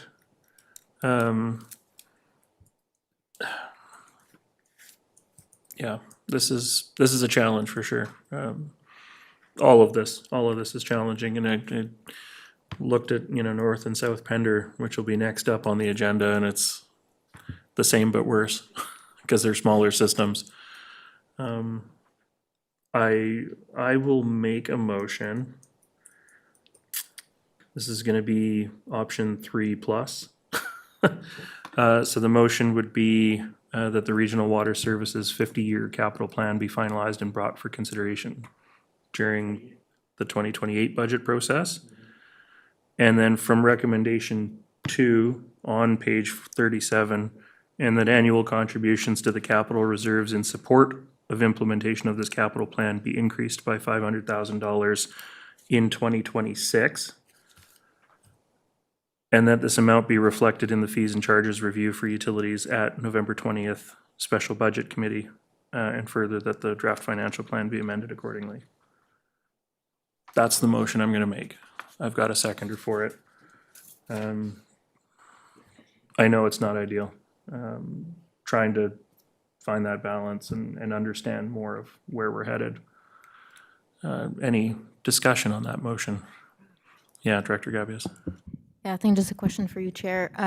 So you've moved an increase for this year only?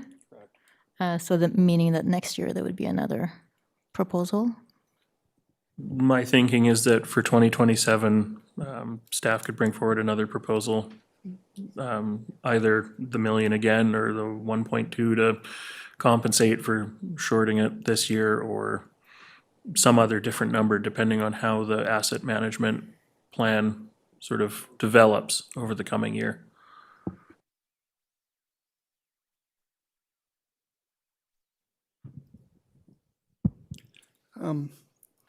I was wondering if it's necessary to state an amount that we wanted it increased for this year.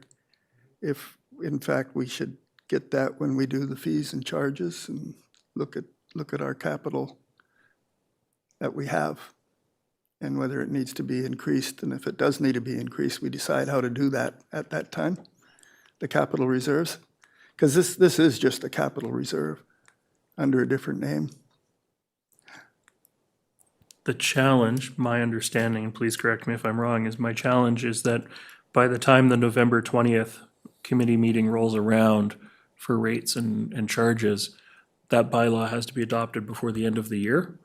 And so if we have any questions at that point, if staff are unable to deliver answers on the fly, we're kind of hooped.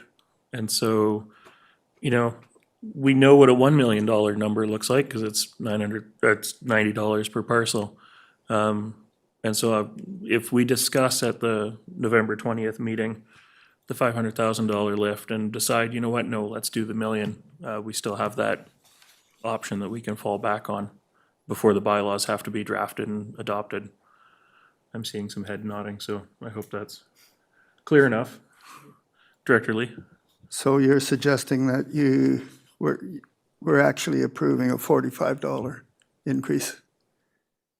Hypothetically, if, yeah, I think the math divides out that simply, but I don't want to. Approximately. And of course, this is still to be determined at that November 20th fees committee meeting, right? Okay, thank you. Yeah. Okay. Any other discussion? If not, I will call the question. This is voting all but town of Gibson's. Sorry, Anne Marie. Nope. Len has regional water systems. Okay, I will call the question then. All those in favor? Okay, and that's carried. Thank you. Thank you. So next up, item 4.6, North Pender Water System Draft 50-Year Capital Plan. Manager Doyle? Thank you. I didn't present a special presentation for North and South Bender, so it's the same message again, but just specific to them as in the report. Thank you. Director Lee, if you wanted to communicate to residents, I'm sure you can borrow our Falling Off the Cliff Regional Water Systems Capital Plan slide. Any questions on 4.6?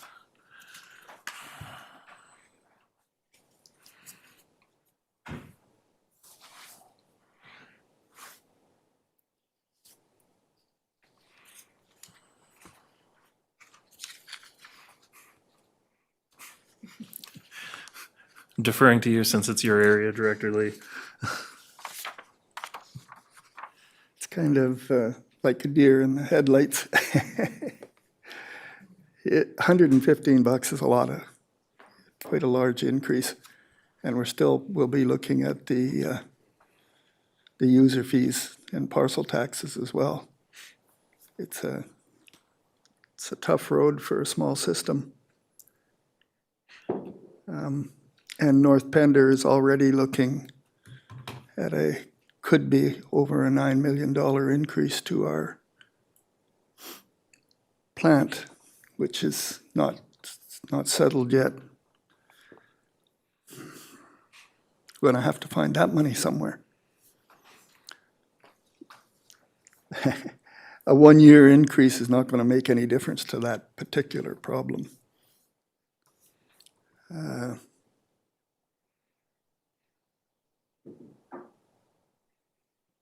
So just exactly what did we do with regional water?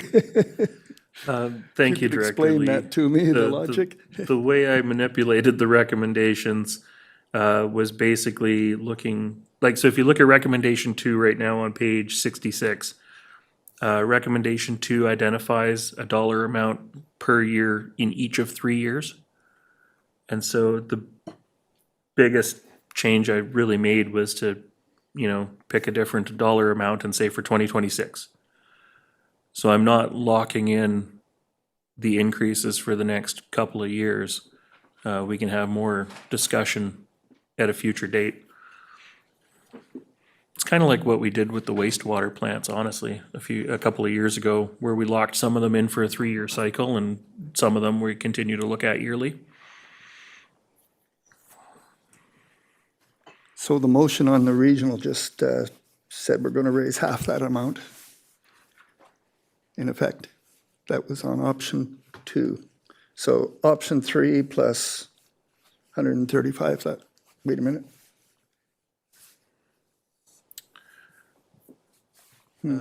Nope, that's wrong. Yeah, in rereading the recommendations here, I really just changed recommendation 2. I called it option 3 plus, but really I just changed recommendation 2.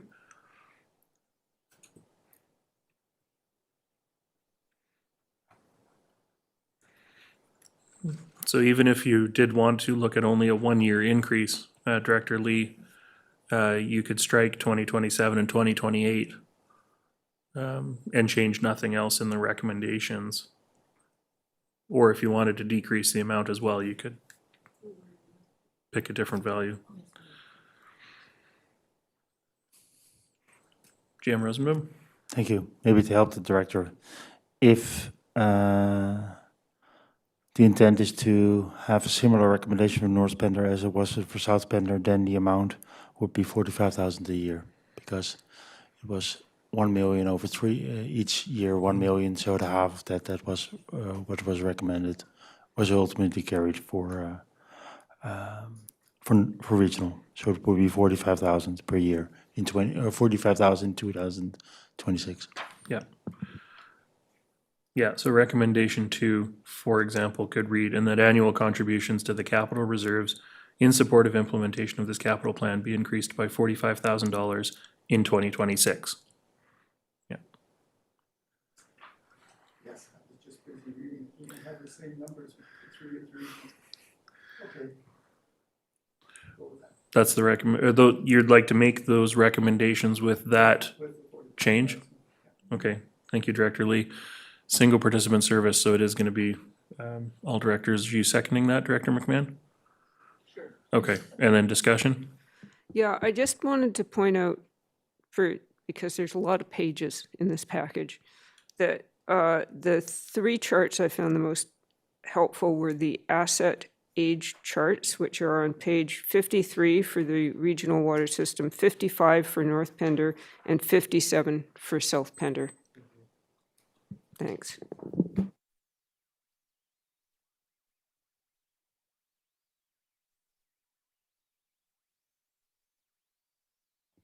Thank you, Director McMahon. Those charts are quite easy to understand, to be perfectly honest. And I think they paint a really high level picture for us when we're communicating with our public as well. Yeah. Any other discussion on the motion? Director Lee? Yeah, my concern with the charts is that the 50-year financial plan would actually give it more certainty on the estimates, that's all. So kind of like to wait and see for that. That's where I'm coming from. Fair enough. Okay. I don't see other hands up, so I'm going to call the question then on the motions, on the recommendations as developed. All those in favor? Thank you, that's carried. And moving on to item 4.7. I presume there's no separate presentation for this one either.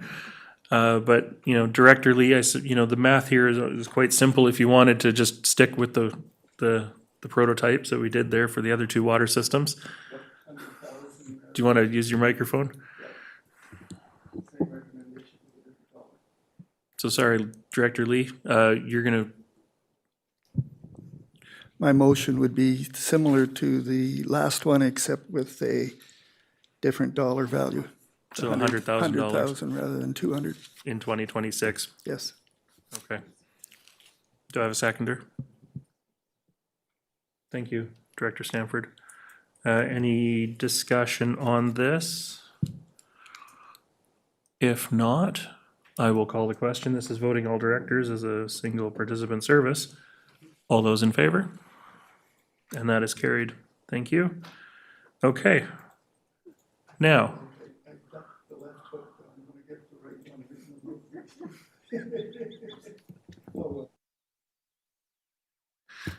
Thank you, GM Rosenboom. Thank you, Manager Doyle. All right. Next up, we have, well, it's 11:57. Do we want to stop for lunch, or do we want to go through the grant applications real quick first and then stop for lunch? I don't think the grant applications will take very long, so, okay. Then let's move on to item 4.8. And CAO, are you introducing the requests? Thank you. Yeah, thank you. These are in front of you today as the grant deadlines are fast approaching. There is also some budget proposals that contemplate these, and so in order to align the funding source with the proposal, these are in front of you today to expedite the applications. So happy to take any questions if there are any. Thank you. Director Bax. I'd like to move the recommendations as they appear on page 124. Thank you, Director Bax, and I've got a seconder for that. Any, Director Gabius. Yeah, thank you very much. Question, always great to get money from other people than our taxpayers, and definitely a good way to spend it. I'm wondering if there are implications that we're not seeing now, like when it comes to like acquiring things, like it's like there's meal kits and other items. Like, do we have the infrastructure we need to store these things? Will we need to look at adding more in order to accommodate what we're getting out of these grants, or is it? Oh yeah, sorry. I'm talking about a different grant, I guess, but maybe in general, are there going to be implications later on related to these grants? Thank you. CAO. I think it's a combination. So for some of these grants, you're going to be building capacity, so training and development, which is really important for all sides of the equation here. And doubly, that's a cost avoidance to the directors. In the case of building new infrastructure, the answer would be yes, where we are using the funds to use capital renewal. So it's those three different elements would be how these grants are framed. So there's not new infrastructure for these in particular. They're more sundry related items. And so we would typically have to replace those sundry items now. How we develop and deliver those services is evolving. But in the meantime, this is an opportunity to grant fund some of the replacement of some of these items. So, okay, I don't see any other hands up. So I'm going to call the motion on the recommendations on page 124, voting all directors. All those in favor? Thank you, that's carried. And so we're moving on to item 4.9, which is Community Emergency Preparedness Fund Grant Application, Emergency Operations Center Equipment and Training. This is on page 127. I think Director Bax. I'd like to move the recommendations as they appear on page 127. Thank you. And I've got a seconder for that. Director Lee. I just should have probably asked this question earlier, but it's just I believe I know the answer, but I'd like to confirm. As far as staffing to actually implement, those staff are already in place in these programs. It's not on the big chart, it's a different thing. CEO. These have been built into the 2026 draft work plan, and so this would impact some of the resourcing for the Protective Services Division. In the case of these particular ones, it is not a very significant draw because we are, building capacity for our volunteers. And so it is built into the plan and the resourcing plan and is contemplated in what the 2026 work plan for this division will be. Go ahead. Yes, I felt that was correct. And to make it a little bit clearer as well, they are the specialists that we were talking about earlier. So this is right in their wheelhouse. So I'm good with it. Thanks. Absolutely. Thank you. Any other discussion on the motion? If not, all directors, I will call the question. All those in favor? Thank you. That's carried. Next up, we'll move to item 4.10, which is Community Emergency Preparedness Fund Grant Application, Fire Department Equipment and Training. This is on page 130 of the agenda package. Director Bax. I'd like to move the recommendations as they appear on page 130. Thank you. Do I have a seconder for that? Thank you, Director McMahon. Again, I think the report was quite clear, and recognizing the sort of equipment lists being provided there on page 134, it looks like it's actually a lot of training and replacement of existing gear. So I don't think we're necessarily increasing service levels other than the training for the wildfire symposium. Any discussion on the motion? If not, all directors, I will call the question. All those in favor? Thank you, that's carried. Okay, and so now it's 12:03. Director Bax? I'd like to make a motion to break for lunch. Well, since he's technically made the motion, and would anybody like to second the motion to go for lunch? Thank you, Director McMahon. So we'll resume at 1 p.m. All those in favor? Thank you.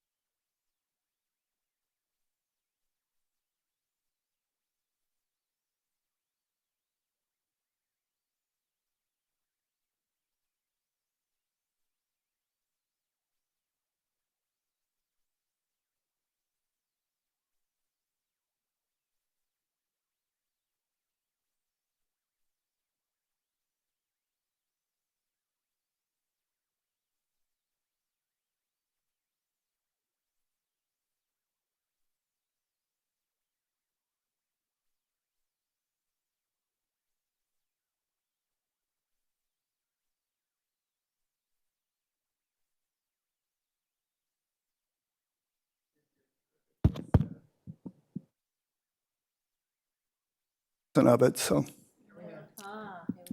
Okay. Slight technical challenge on the audio. Hopefully that was just in the room. Okay. All right. Thank you for the answers to those questions. Directors, any other questions? Or are there any of these recommendations that you want to pull any of the requests out for a different discussion?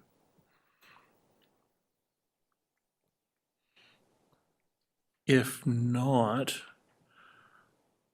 the one suggestion that I would make before I look for a mover is that in recommendation 4, the first bullet point, we have the Gibsons and District Public Library that we're requesting to come as a delegation. And I would suggest that we add the Seashell Public Library as well. And so I guess I will move the recommendations with that addition. And Director Bax, did you second that? Yes, I did. Okay. Is there any other discussion from directors? We're a quiet bunch this afternoon. All right, then I will call the question. All those in favor? Thank you, that's carried. Anything else on this item? Okay. Now, I was expecting us to have a little more conversation about this, to be perfectly honest. Director Gabius. Well, if you insist. Just about the Seashell Library, just clarification that we will get an update at round 2. So we'll get a delegation from Seashell Library round 1, and then an update on the request at round 2. That's just on page 138 at the top.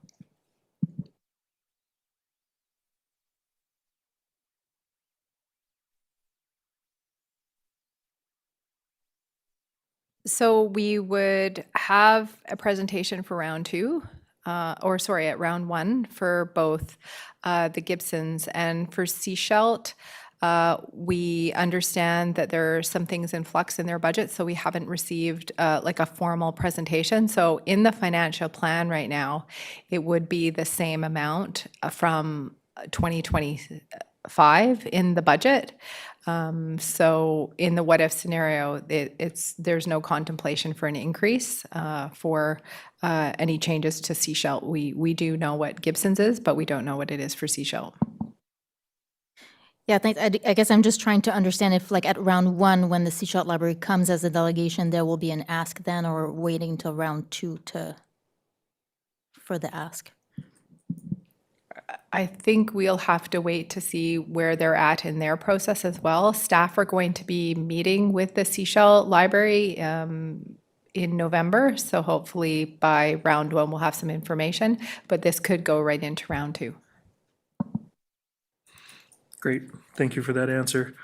Directors, technically, we've concluded the agenda for the day as I sort of saw us getting through. Are folks interested in looking at item 6.1 and sort of get a jump on tomorrow? I'm seeing some head nodding. If we need to take a couple of minutes to gather our thoughts or collect our notes or anything like that, we can do that. I just know that we'd sort of put staff on standby for tomorrow for these items, so I'd hate to jump into anything if nobody's around. So I don't know if the CAO has any comments at this point. Yeah, we planned based on the game plan, which was that we would be convening tomorrow, and so we've let staff know accordingly, so they've probably gone off and gotten busy and maybe even are not on site anymore. Okay, so it sounds like we're gonna have to wait till tomorrow for this anyways.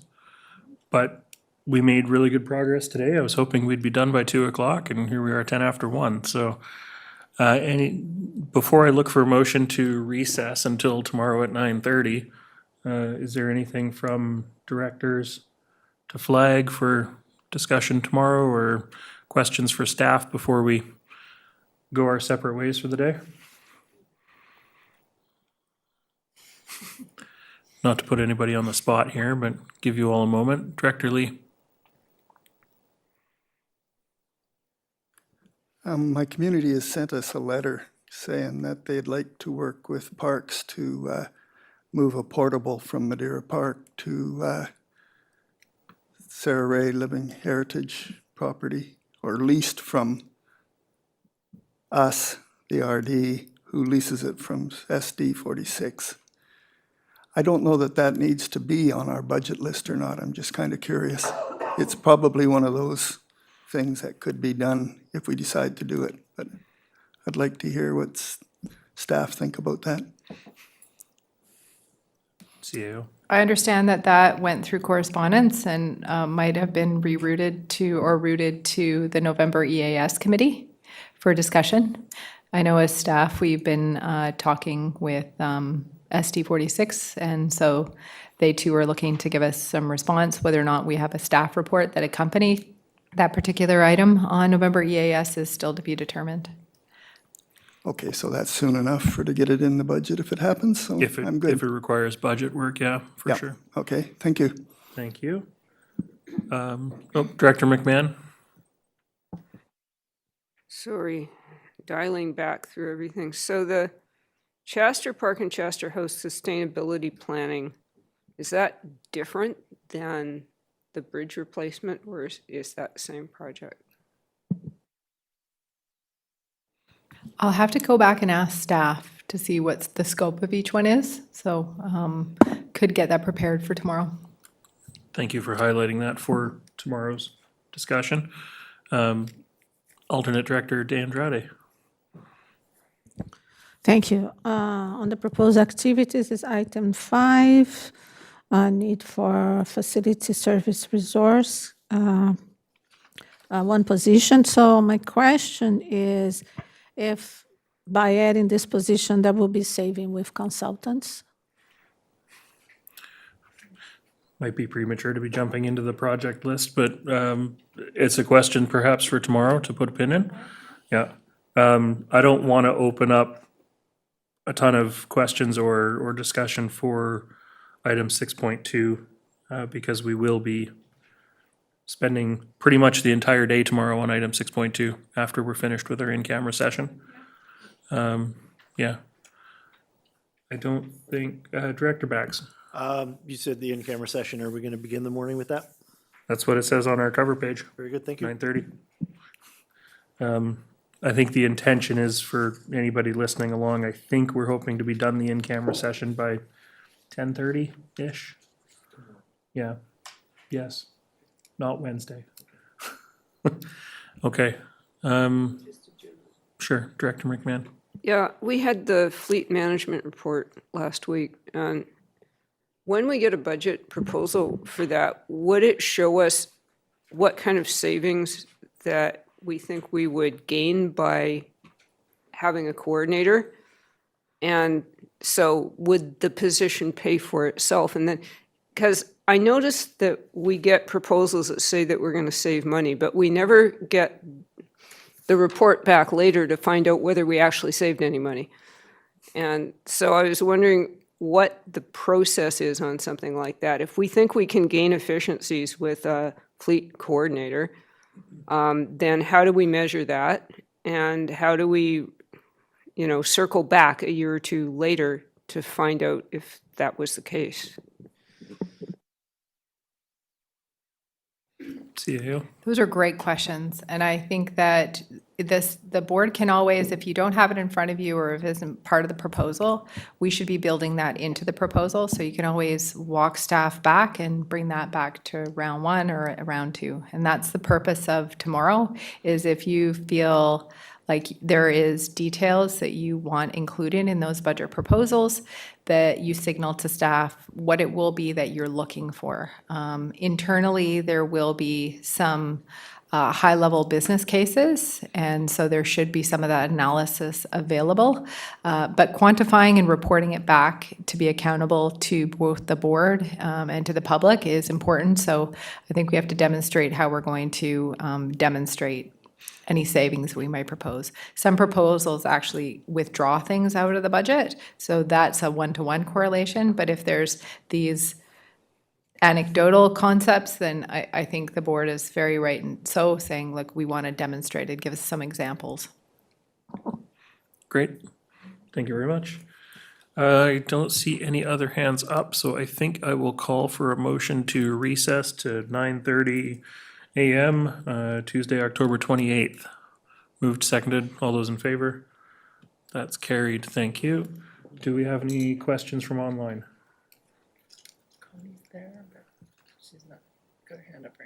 Okay.